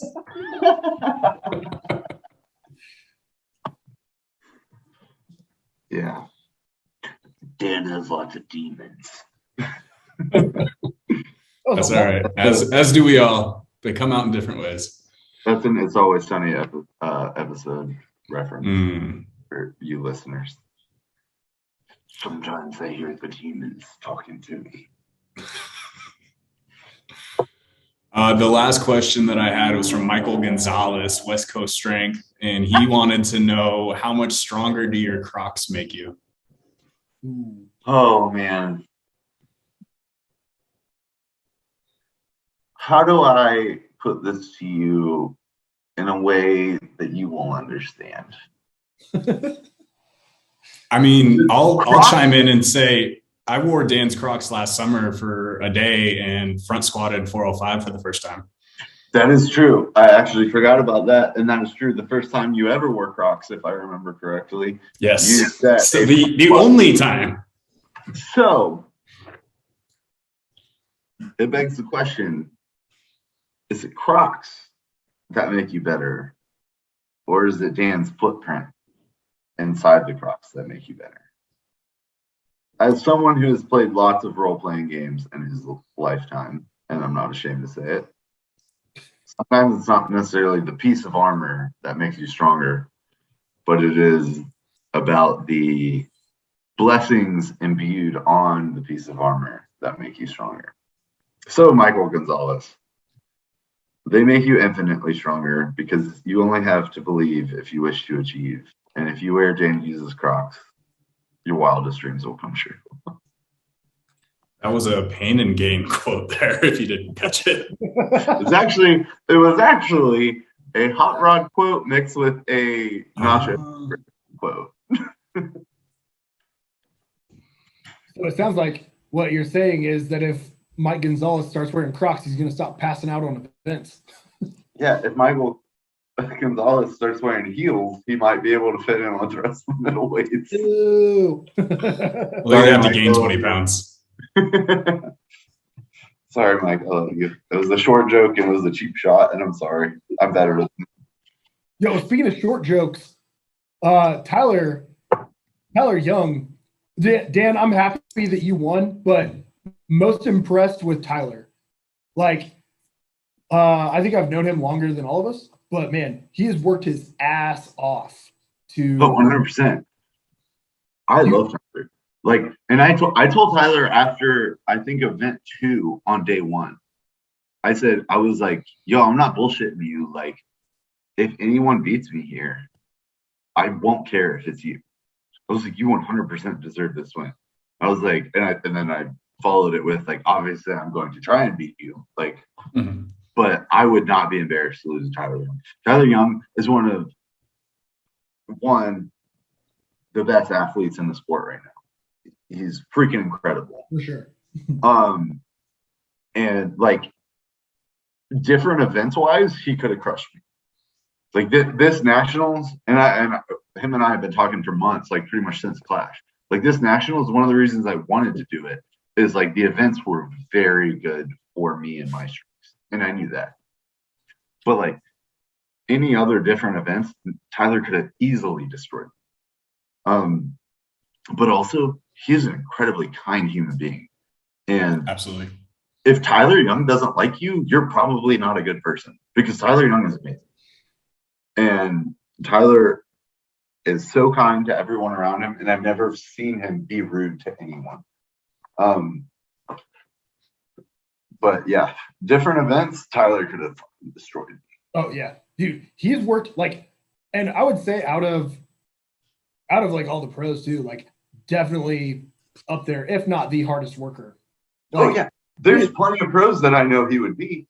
Oh yeah, he did beat. Like he got voted into the finals at Clash, but like he didn't come in last at the finals of Clash. He did very well. Yeah. He came in fifth. He beat me at Clash. Like he's an amazing athlete. An amateur that got voted in and then like earned his place in the top 5. Yeah. In crazy events.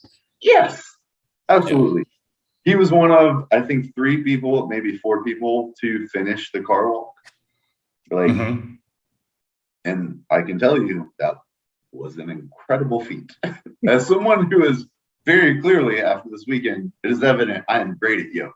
Car walk is not yoke, and Tyler shit.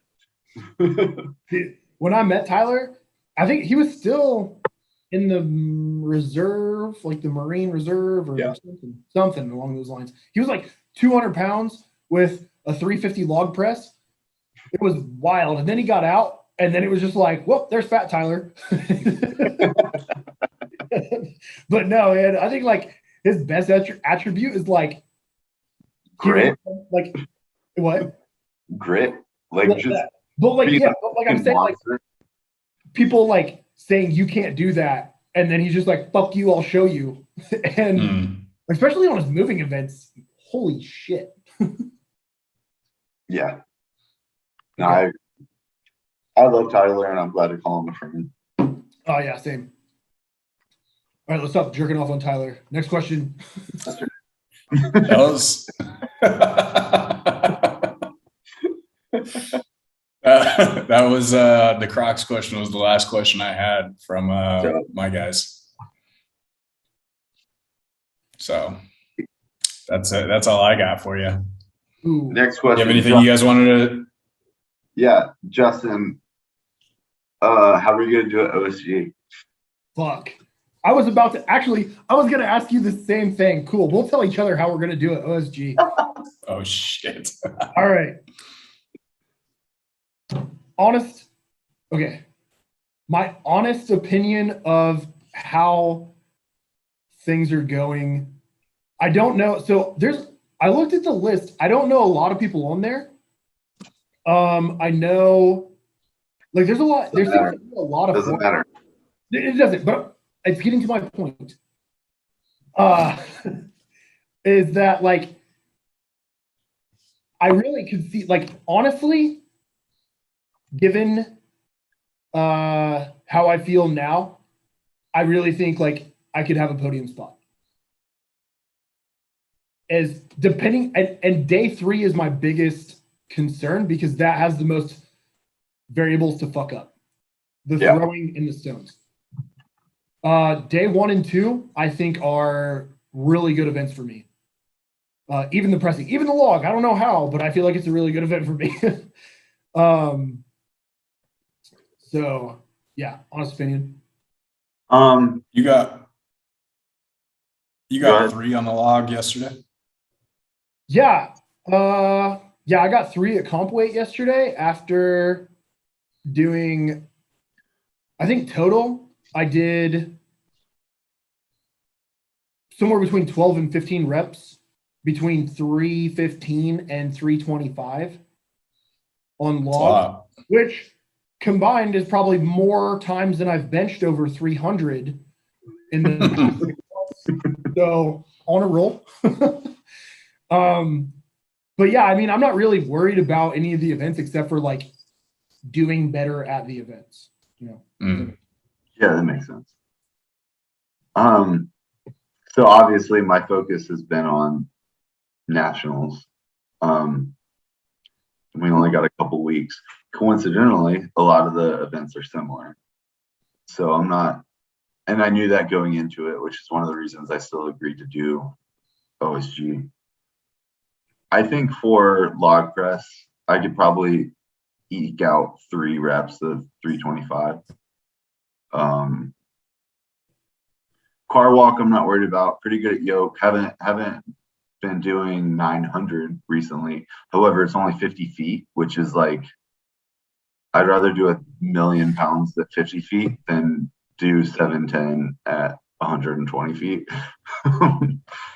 But, and then the deadlift ladder. So I haven't really been training the deadlift ladder per se. However, I have pulled in a suit. Did I do a double or a triple in 725 like a month ago, something like that. But I have been deadlifting from the floor more than I would have if I was just doing the Nats prep. Carry and drag, like that's kind of I haven't been training that, but that is a good event for me. Like I won my group at Clash with the sandbag carry to chain drag. And I did that about once a week for that prep. Like that's, I don't know why, but that's just a movement that I get. I think if I perform, like if we were to compete tomorrow and I was training for tomorrow based on the training that I have right now, I think I have top 10. I strongly believe I have top 10. I don't think I've been training. And then because once you get to the finals, like you have the sandbag toss, I've been training that a lot too, obviously. And this is to a lower height. I got 16, I got 50 or 60 pounds over 16 feet a couple weeks ago. And the heaviest here is 55 over 15 feet. Like, I think I can do well in the bag toss. Still scared shitless of stones. So if I was to make it to the finals, that might hold me back because I haven't been training that much. And frankly, I don't want to train that much. Because I'm still scared and I'm a little bitch about it. But yeah, so I believe that I can get top 10. I hope someone proves me wrong. Someone tries to prove me wrong, and then I prove them wrong. But I think, Justin, you have at least top 5, if I'm being honest. I would argue, I think both of you have top 5 potential there. I mean, again, it's going to come down to also who else shows up. Like, I'm not sure who can even come from international right now. Is Isaac planning on competing? I don't think he was, right? I don't think Isaac is on the list. Okay, there's a lot of international on the list. I had it up a second ago. I know Isaac was planning on coming in December to the Stone World Record. Because I think he was not planning on OSG. Exactly. Yeah, that's what I'm tracking as well. I don't think Isaac is trying to do OSG right now. Oh, words. So you got Canby. You got. I think Canby, unless something happens, otherworldly, I don't see why Canby doesn't win. Excuse me. Unless Jordan decides to put 55% in. Yeah, if Jordan gives more than 55%, but I don't think Jordan's competing at OSG. No, it's like it's too much. Like he's a hipster, and that's too much trying for him to do a world. He's like, yeah, I would win worlds, but I just don't care. Wait, before I forget, Dan, on October 30th. You're not TDY or anything, right? No. Okay, cool. Let's do Saturday in Indy at Core and do stones and some other shit. And then we'll do like a fun day. Okay. Text me after this. Okay. I think we have people coming for Halloween weekend. We have like a Halloween thing. Okay, on the next on the list, John, fly to Indy. Come along, afterthought. Only slightly offended. Okay. Damn it. I'll just train stones by myself and probably cry like last time. Thanks, Dan.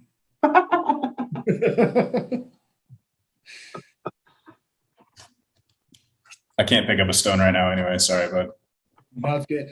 I'm feeling a lot better about stones. I've been raw dogging a 300. So raw dogging means no tacky or anything, just chalk. Not as talented because I don't have like 10-foot arms that I can just bear hug a 22-inch stone. But yeah. I mean, why didn't you try for the stone world record? You've lapped a 460 something, didn't you? Oh, I know. I was like that close to loading it too. Mm-hmm. I kind of want to, especially since the qualifier is a Zercher. I Zerchered like 525 a couple weeks ago with like a week of training. Yep. And that's why I messaged when Darren announced it. I was like, I really want to do this, but I know it's a terrible idea. But don't count me out. I still might do it. I don't know. I might be weird, but I don't necessarily, and I don't. Two sides to this. I don't necessarily care about world record things, especially in strongman, because there's so many. Mm-hmm. One, because it's just not appealing to me. Two, because I'm not specifically good enough in anything to. I mean, I'm sure if I trained up in like stones or something weird that I could probably do a world record, but it's not something that's super appealing to me. And what's like winning competitions is more appealing to me. 100%. Focus on that. I was actually thinking about that yesterday, for whatever reason. For those listening, the week after competitions is my party week. I call it free play week. I work out only if I feel like it. I eat only if I feel like it, and I drink whenever I want, which is all the time. And how is that drinking schedule different than when you're getting ready for a show? Okay, John, I didn't realize I was on trial right now. We'll talk about your problems, Dan. Yeah. But anyway, so I was thinking about that is like, no, this will sound super stupid, and I fully acknowledge that. But like now that I'm pro or whatever, like kind of thinking about the way forward, like, but I go back to what I've always thought is I want to chase titles. I don't want to chase. Oh, hold on one second. I noticed that Justin very carefully poured his whiskey, and I saw his face trying to like not make noise. And then he finishes, caps the bottle, and just slams the bottle next to the computer so it stops the audio. Not bad. Nice. But yeah, like records are super cool. But if you look at like my placing this weekend, for example, I won one event. I was top 5 in all events. I'm not a specialized athlete, if that makes sense. Like, and I never have strived to be a specialized athlete. In fact, when I first started, I realized that I was really good at deadlift, so I kind of backed off on deadlift because I realized that the people who win aren't the best at everything. They're really good at everything. And so that's kind of like what Anthony and I have done with our training is make me really good at everything, not the best at anything. And I'm okay with that. If I go down in the history of middleweight strongman as being like above average at everything, but winning titles, I will be okay with that. I don't care if records get broken all the time. You can't take away my 2021 national championship, if that makes sense. Sure. And that's kind of like that's my thing. Like Camby, amazing presser. Somebody will beat his record one day. And then they will remember that person as the record. However, if you look it up, I'm the 2021 national champion. And no one can take that from me.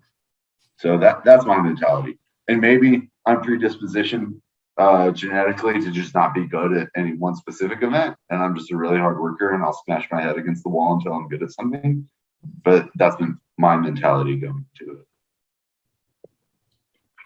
Okay. So on that, which reminds me, back to like the kind of like world records in strongman stuff where it's just all over the place. You got to deadlift from every different fucking height and all that shit. So like the things that I am good at, like yoke, really good at yoke and really good at farmers. Yeah. Two events that I'm fully confident in. I would laugh, probably laugh if somebody was like, "Hey, you want to come do a world record yoke?" Like, to me, that is not appealing. Like, I like to do a yoke in a competition, and like, I'm gonna fucking win that. But if it's like, "Hey, you want to take, fucking 1,000 pounds, 50 feet for in a X amount of time to get a world record," like that's not appealing to me. Like, one, I don't want to carry 1,000-pound yoke unless I have to. Two, it's just like that's just sound to me. To me, so I know looking at it from the outside, it sounds dumb. It's like oh, he just carried 1,000 pounds in like 7 seconds or something. Like, I don't know. Granted, I say that now, but then someone would like throw the opportunity there and be like, "Wow, that sounds dumb. Let me put that in my bio," But but it does make it seem less appealing when you frame it like that. Yeah. Like I don't yoke for fun. I'm not bad at yoke, but I hate it. So like I do it because it helps me win competitions. I don't do it for fun. No. I actually had a thought one day when I realized, or like, I don't know. I think it was like when I was training for nationals last year, and I realized that I was like, I'm actually pretty fast at yoke. And I was like, but then I thought about it because I've tried to actually like train yoke, and I've never, except for like one certain way that I've trained it before, I've never like people do like this time under tension bullshit and all that. And I'm like, maybe I was like, what if I'm good at yoke because I hate it so much that I want to get out from under it as fast as possible. So I just move as fast as I can, which actually makes sense because it fucking sucks. Yeah. It does. I hate yoke so much. It's so heavy. Ooh, that was good. At least you guys can do yoke, because I'm the worst yoker on the fucking planet. Well, you're built like a block. It's true. I don't know. Like, yeah, for me, it's just like a heavier yoke, like anything over 800 it's pretty hard for me. I'm not gonna lie. But my entire life, like the first 25 years of my life were just like move fast, move as fast as possible. And I do believe that has a direct effect on my ability to move fast under tension or like underweight. Sure. Yeah. I think me and Anthony were talking about it.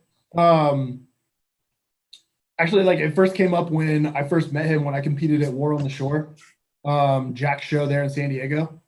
Yeah. And I won the Conan's wheel, and I just went like everybody went like a turn or like I don't know, a couple turns maybe, and I just went like I think I just went over 4 turns, and everybody's like, "What the fuck happened?"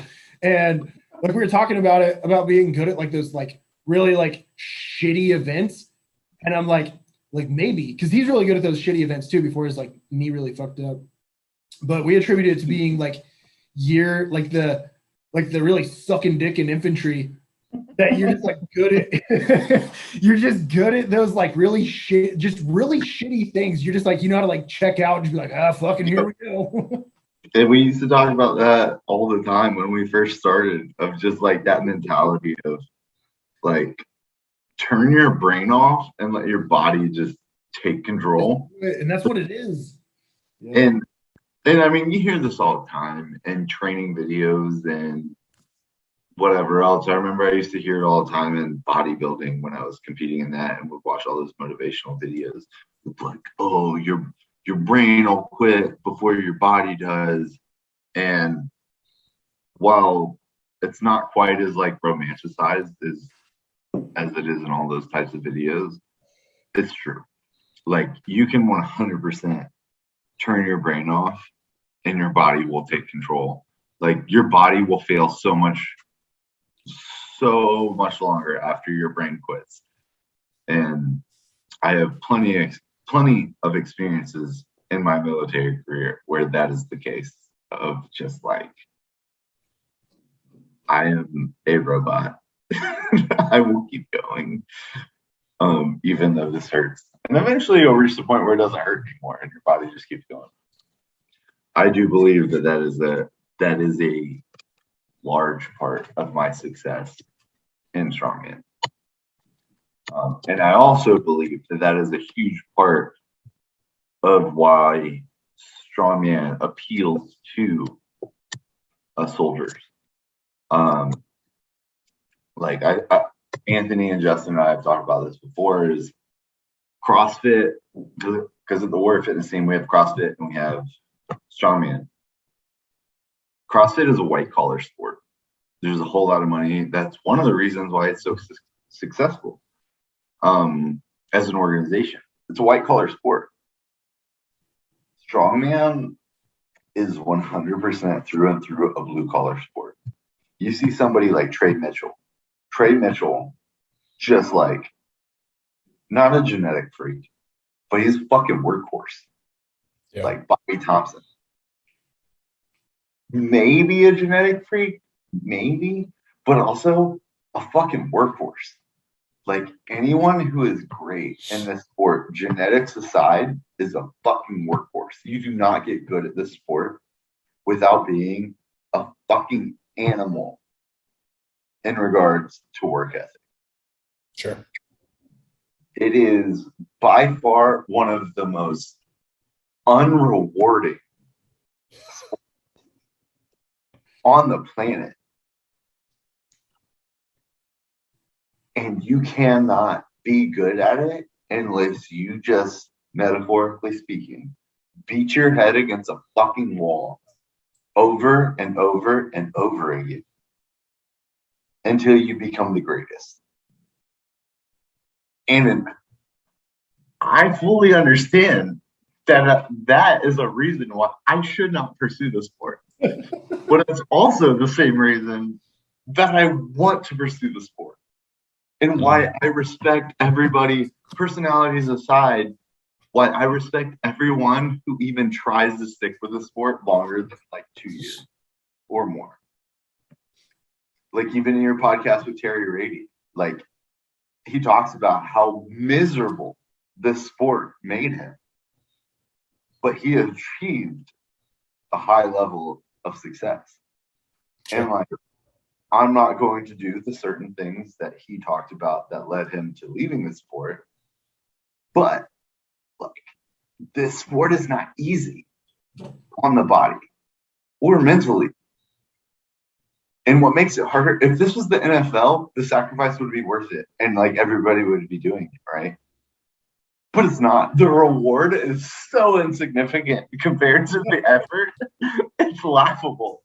But like, that's why I love this sport at the same time, because I'm a freaking masochist. And like, why wouldn't I punch myself in the face with both hands over and over again to achieve a world title or a national title that brought me zero money? Yeah, I mean, money out of the bottom. The NFL is what, a $400,000 league minimum for the shittiest player on any team. It's $300,000. Trust me, I've checked. But yes. Yeah, I think we're out minimum $5,000 a year probably to compete. Yeah. I think it takes like a special niche to be like, one, to want to do it, two, to actually like be good in it, and then three, to really like excel in it. Like, you have like different levels where you have those people that are just like, they get into it and they're like, this is fun. And then, you know, you do it and then you get into it a little more and you're like, this is fun, but it fucking sucks. And then you get like sucked in to where you're just like, all right, fuck my life. Let's fucking go. And, but yeah, I was talking with this, somebody about this earlier about like how it will mentally destroy you. Oh yeah. And like physically, like, it doesn't matter how strong you are, how athletic you are. If your mental game is off, like, you're not going to be in it physically, i.e., me last year for Clash. And like, yeah, if your mental game's off and you get discouraged by something, or you just can't get in the zone, especially when you're training the way that we have to train and the weights that we have to train. And, like there's people that can go in the gym and it's like, I deadlifted 500 pounds one time and then I'm going to go do something else. And then I'm not going to do that, for another month or so, where it's like, we go in the gym and you have to do 500 pounds for reps, plus this, plus that, plus a whole nother, plethora of a workout. And then you got to go in the next day and do it all over again and just beat yourself up. And you have to, that's where like when you start to feel like shit, especially when you're in a comp prep, and just mentally, like it's not physical, because you can physically do it, but mentally, if you're not there, you're not going to push through to that next level. Exactly. And that's what a lot of people don't get, is that like it takes a huge mental game to get to where we are and where we're at, where, this top level, like Anthony, man, when he was on his prime, just fucking nuts, he was just in it. Him and actually like during the Terry podcast, it made a lot of sense. When Dan's already smiled, but like I wasn't smiling at you. Okay. Yeah, Natalie was definitely in the room there for a second. She's mad at Dan because he's drunk and still talking. Probably. Yeah. But like a level of commitment that a lot of people don't have to go, especially if you have a job. Like you go to work all day and then go train to be elite in your sport, where that just takes a whole nother niche that a lot of people don't have. Mm-hmm. To where like even me, like I work with people like our employees, they're like, I get done for the day, I'm exhausted, I go home and I do this, I don't know how you do anything. And I'm just like, because I'm fucking nuts. And like that's it. Like there's nights when I go to like midnight and then I'm up at like 5:30, 6 in the morning, and I go fucking play on the computer and type shit and play with numbers and stuff. Yeah. It's weird, like Dan was saying, like it's a very blue collar sport, but it's also strange how like the blue collar environment kind of splits into two factions, right? Because even when I was doing drywall and I was hauling fucking 12-foot slabs of drywall in and out of buildings and whatever, all those people were like, I don't know how you're doing this, like, and then going into the gym and then going to compete on weekends and stuff. And it's like, but there's multiple guys in that industry that still do bodybuilding or still do strongman or whatever else. And then a lot of blue collar jobs that are similar, but it's like either people are like, that's their job. They drop everything they can at work and then they go home and they have a beer and then that's their life. Right. Or there's the guys that just don't know how to turn it off and they just keep fucking going and burn it at both ends, sleep 4 hours a night. Yeah. And that was like, so obviously, like, it's no secret, I'm at a position now where I don't have to do that. Like, working out and training it's my primary thing. But I've been competing for about 4 years now, and I've only been here for about 2.5 months. So like, that's one thing, going back to what I was talking about the team earlier, is like people forget that we're soldiers first. And what we talked about at the beginning of the podcast is I started with like going to the field for a month or two at a time and then coming back. And so just beat my head against the wall. Like, I lost this, I lost that. Still working towards it. And then obviously within that, there's plenty of people. It's like, hey, we go to the field for a month or two. Why would you waste your time working out after that? Similar to what you're talking about with your particular job of just like, honestly, man, I don't fucking know. I don't know why my brain makes me do this. And sometimes, most of the time, I wish it didn't. Like, I wish my brain didn't make me do these things, but it does. And maybe that's good, maybe that's bad, but it does. Man, I just know in the various like construction jobs I was doing, especially in the drywall job, how much I fucking hated that. If I didn't have the gym to look forward to that day, like if for whatever reason it was a rest day, man, I was going to go get drunk because I did not like my days. If I wasn't like going to the gym to stay busy. You and me both. that was the same thing. That was one reason I used to make sure I train like 5 to 6 times a week. Because if I train 5 to 6 times a week, I wouldn't drink 5 to 6 times. Now you do that. Yeah. It's kind of interesting too, because Justin's like on the opposite end of that. Like I know that Justin had jobs and stuff previous, but then like he had your job where you're being paid to train and stuff. And now he's transitioned into being stuck with a blue collar job that he's less than thrilled about. No, I think a lot of it comes to, I know me and Dan have talked about it. I'm sure we've talked about it in our group chat once or twice, but like a huge fear of being average. And that I don't, especially living where I live, no offense to anybody around me. No one probably listens to this podcast, but like that normal. Can they spell podcast there? Damn. I probably don't know what it is. Okay. But sorry, like, Chalmers, Indiana.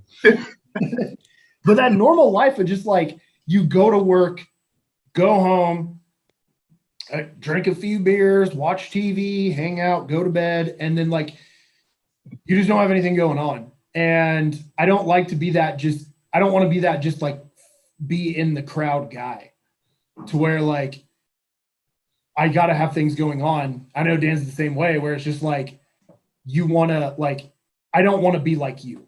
Like I don't want to go to the store and be like everybody else. I want to be, even if it's not a physical difference, it's a mental difference to where it's like, even if it's stupid as like grocery shopping to where they're just like buying shit to eat. It's like, I'm getting this. This looks good. And they're eating like fucking shitty donut things and those little fucking like, I don't know, those little cream filled things that are really good. I don't remember what they're called, but they can be anything.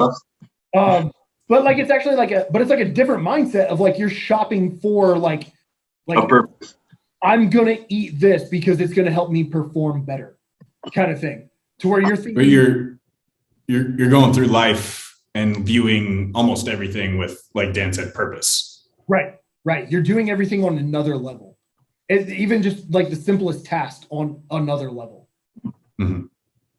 Right. And instead of just like those simple, minute things that you're just like, I just got to do this because the wife said so. So it's less about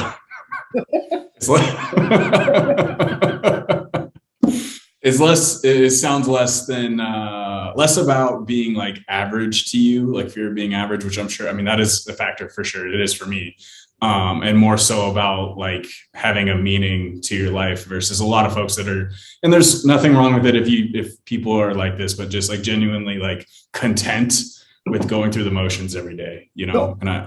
And on the other side of that, also, I'm kind of jealous, like, of those people that can just like be like not complacent, but just happy with where they're at.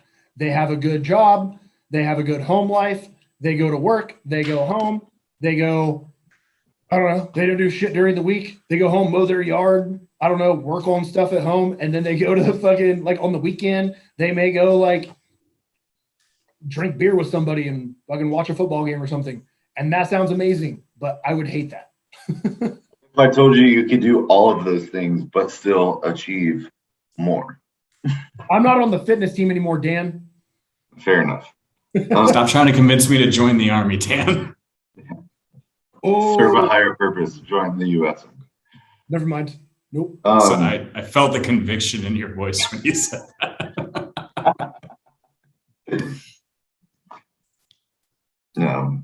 No, I agree with what Justin's saying. And like, maybe it's good, maybe it's not. But the conviction, I feel, is it's the same. I don't know if it's better or worse. I'm sure there's plenty of people who can achieve far less and be just as happy as me. In fact, my conviction probably makes me less happy on a daily basis. If that makes sense, objectively, I'm very happy with everything I've done so far and the progress that I've made. And from an objective standpoint, I am very blessed and I am taken care of. But there has always been, since I was a child, as long as I can remember, of just like not feeling like I have accomplished enough. And I think that's been a large component to my desire for the sport. I think it takes both types, right? Like the world would not be a good place if everybody had that same level of drive, because then the bar of average is going to be, basically just raised. And then you have people like yourselves and me and, others that are, then going to push farther into something else, right? To be above average. And then you're right back where you are. So, so you have to have people of both, where they're going to be people that fall in that content category, and then the people that want more. And, so it's not necessarily one is better than the other. It's just, there's both types out there, and that's how it's got to be. Yeah, I agree with that. And I think it takes all types, and it takes all levels, like you have your people that are just doing life. You have your people that are doing life and a little more, and then people a little more. And then like, once you get to that next level, you're just pushing and pushing and pushing to get to that next level, Sure. And that, I think it takes those people, especially like with businesses and stuff. It really takes those like dedicated work people. Yeah. Not us. Factories need those people that are chilling on the assembly line and just content with building products. Getting paid too much. Like I do believe that that's the reason that we attract ourselves to people like Anthony and TJ and Ariana, who are running Strength Fleet. Like, definitely. Like, we're not friends by accident. And the people who are friends with Anthony and Strength Fleet and all the members of it it's not an accident.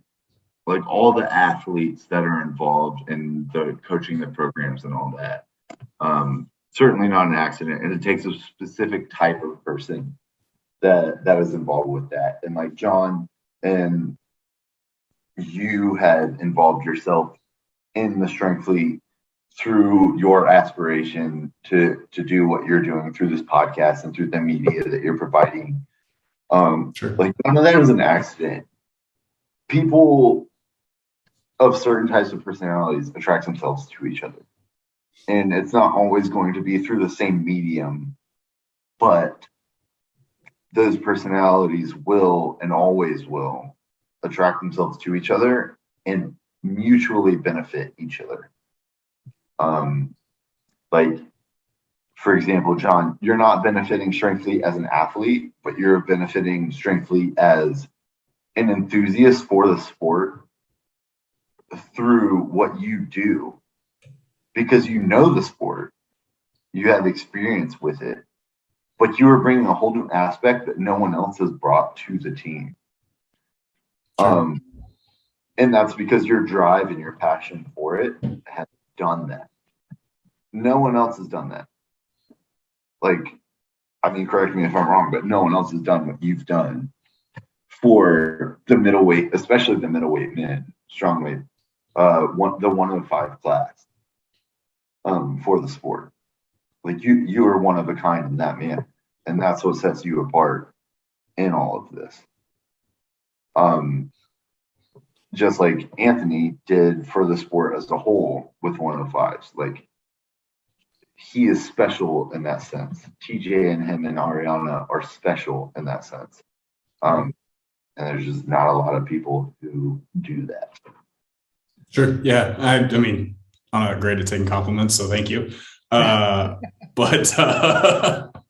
like, the awkwardness was building in me as you were going on there.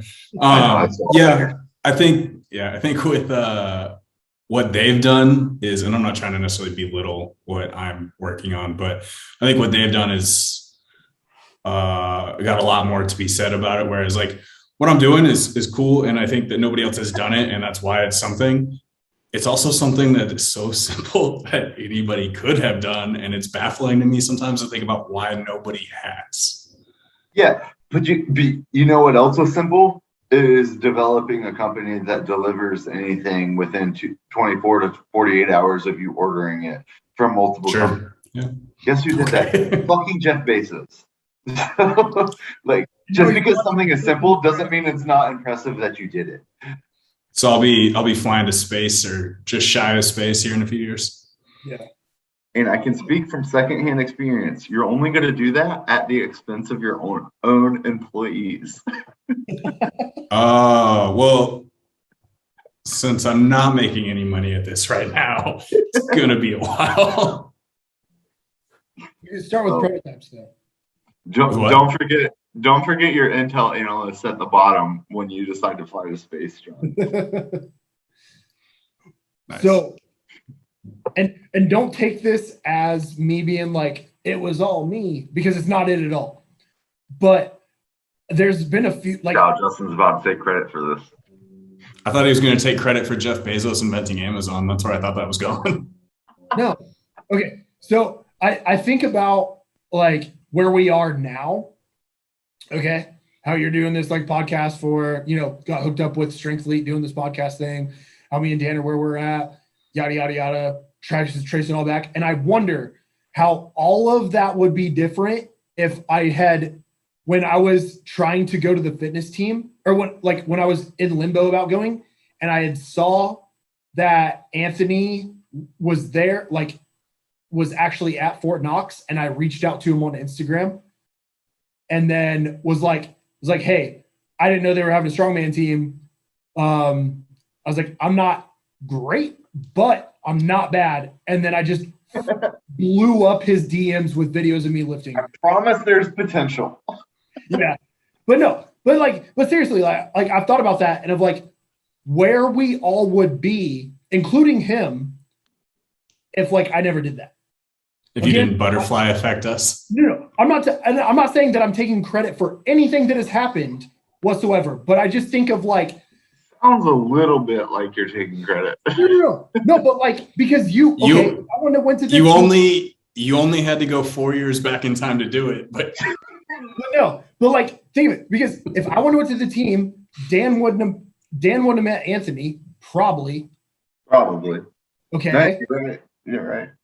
And then Anthony. Okay, so then when Anthony hurt his knee, he may have never hurt his knee because we probably wouldn't have been at the gym training together. So Anthony would probably. What you're saying is, if you didn't join the team, Anthony would probably be a heavyweight pro right now. Very well. He very well could be. So you're taking credit for my podcast and Strength Fleet with Dan and everything, but also you killed Anthony's career. No, I'm not.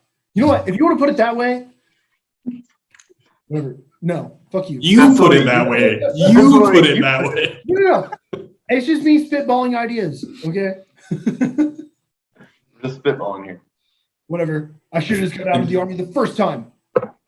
Then Dan, you'd be fucking running off, being a commander somewhere. You're welcome. Yeah, I probably wouldn't be in the army. Well, I would still be in the army. I would just not be training. I would not be a strongman right now. You would not be doing strongman. You would definitely be 100% committed. Like, look at how fast I can run 5 miles. But look at how many push-ups I can do. I'm a nerd. It does matter. Still, even though you're on the fitness team, it still matters. No, it doesn't. The only time I've ever run more than a mile at a time is in training. It doesn't matter. This isn't Vietnam. We don't run 5 miles at a time anymore. You haven't had to do a PT test yet?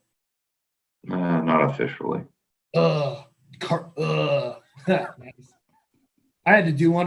Has there been any other kind of tests? Ooh. We I pissed in a cup today actually. Oh. Yeah, like legitimately. Did everybody pee in a cup or just you? Well, unfortunately, you can't test for anabolic steroids and this test, or else increased proteins in your urine. Wait a minute. No one's on steroids in the army. It's illegal. I agree with you, and I am not. However, we took a piss test today. I was on it. I'm clean. And that's all I can say about that. The only reason people don't do steroids is because they're tested. Yeah. Could you? I did have a conversation with somebody recently in the CrossFit community of like the only fair sport is an untested sport. And they ended up agreeing with it. Yeah. Because like I used what's that fucking dude's name who recently he's about to come off of Ricky Garrard. Yeah. Yeah, Ricky Garrard, CrossFitter. Got banned for 4 years for fucking doing heads. I asked this particular person who's pretty elite in the CrossFit organization. I was like, they're as far as the CrossFit athletes.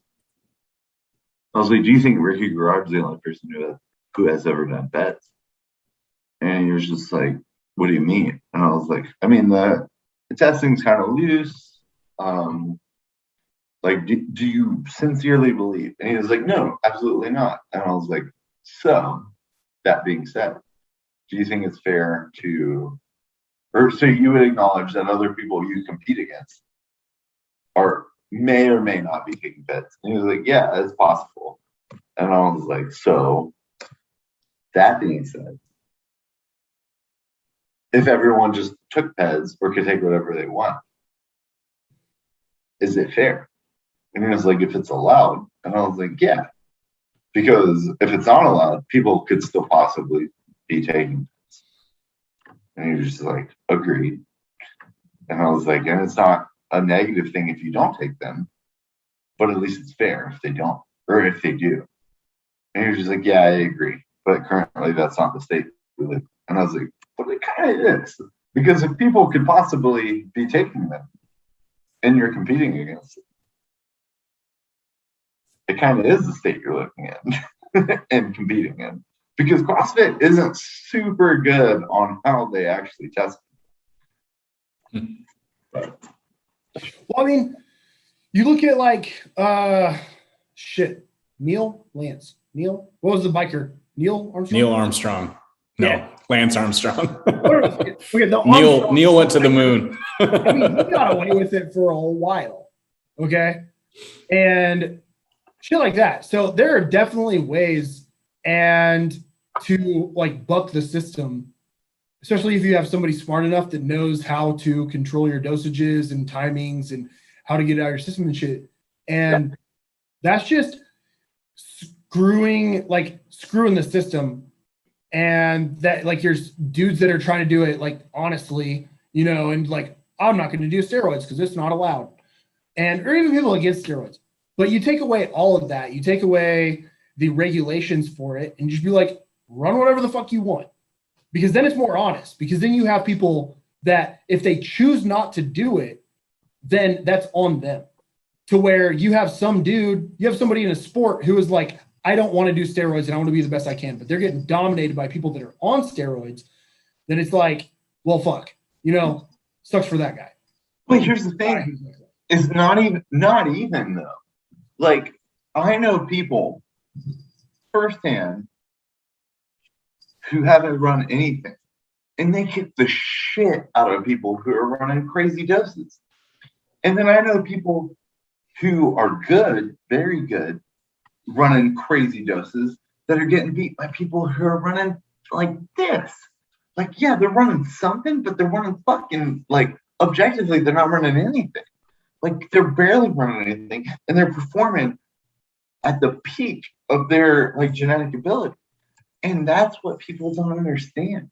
Is, like, the people who are going to win are always going to win. And the people who are going to lose, like, it sucks. I know it sucks. But they're going to lose. And I personally don't think I'm one of the people who is always going to win. I know I'm not. However, I know that I'm not also going to always lose. And so many people don't understand that. And I've seen it. I have friends who have run crazy cycles and who have run very, very minimal cycles. And they were most effective at their minimal cycles because it's not all that it's cracked up to be. It's not some magical thing. And that's why I think people who like in CrossFit, they think it's some magical thing, and it's not. Like whether Matt Frazier ever took anything or not, Matt Frazier was gonna be a fucking champion. Like undeniably, he was gonna be a champion, regardless of what he took. Yeah. Well, I think in a sport like CrossFit, it gets a little different too, because it's not just, I mean, it's still a PED or whatever, but it's the same thing that Lance Armstrong got busted using, or in a lot of endurance sports like CrossFit is, they get busted, or fighters in the UFC get busted with. It's not, testosterone. It's not tren. It's not DECA. It's not all this stuff. Typically, sometimes it is. Yeah, it's like endurance. I think EPO or Gerard got busted for like he was running SARMs and stuff. Yeah. Yeah, it's like endurable, or I don't even know what endurable is, if I'm being honest. I don't either. But Lance Armstrong got busted for, and so did a couple of fighters. I'm not gonna say names because I don't think I have them right. But it's like the EPO or something along those lines, which it increases your red blood cells, which increases your oxygen retention, which increases your endurance. And that's what a lot of them use. And that's being seen as like on a different level of PED, because it also, like, one bad dose will kill you. Yeah. So they're, but how is that any different than insulin, which lots of bodybuilders use? Ooh. My dad was a type 1 diabetic. That's all I know about insulin. Everything I know about insulin is from making fun of Jacob McBride. I'm too afraid to, I've always wanted to dabble in some insulin, but I'm too afraid because I don't understand it. So and because people die from it all the fucking time. But that's not the point. And it goes back to when we were in Alaska and we were talking to Chris Peterson, and because he's diabetic, and he's like, yeah, but I use it to train, and you just blast it, and you can eat like 7,000 calories and get strong and not gain weight. And I'm like, that sounds cool. Obviously, I'm not using. It also sounds slightly incorrect. I'm not a doctor, but whatever. It was appealing to me. I've just never done it, obviously, but. Yeah, Chris, I talked to Chris about it multiple times and discussed potentially trying it for different comps, and just never could dive into it.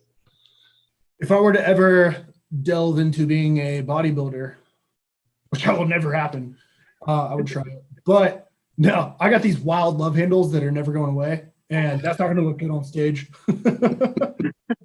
Yeah, you even still had a little bit when I saw you, like, Ethiopian dying in 19 at OSG. They don't go away. They're just there. Yeah. I had earlier, as not to brag, but I'm getting a little more defined now, and I can see like a six pack. So I have like a six pack and then like a fucking love handle, like just lapping over my underwear line. So it's very confusing. I don't understand what my body's going through right now. I'm just accepting it. But yeah, and I've accepted them, and they're just going to be there the rest of my life. I just whatever, Nice. Now the cookie crumbles.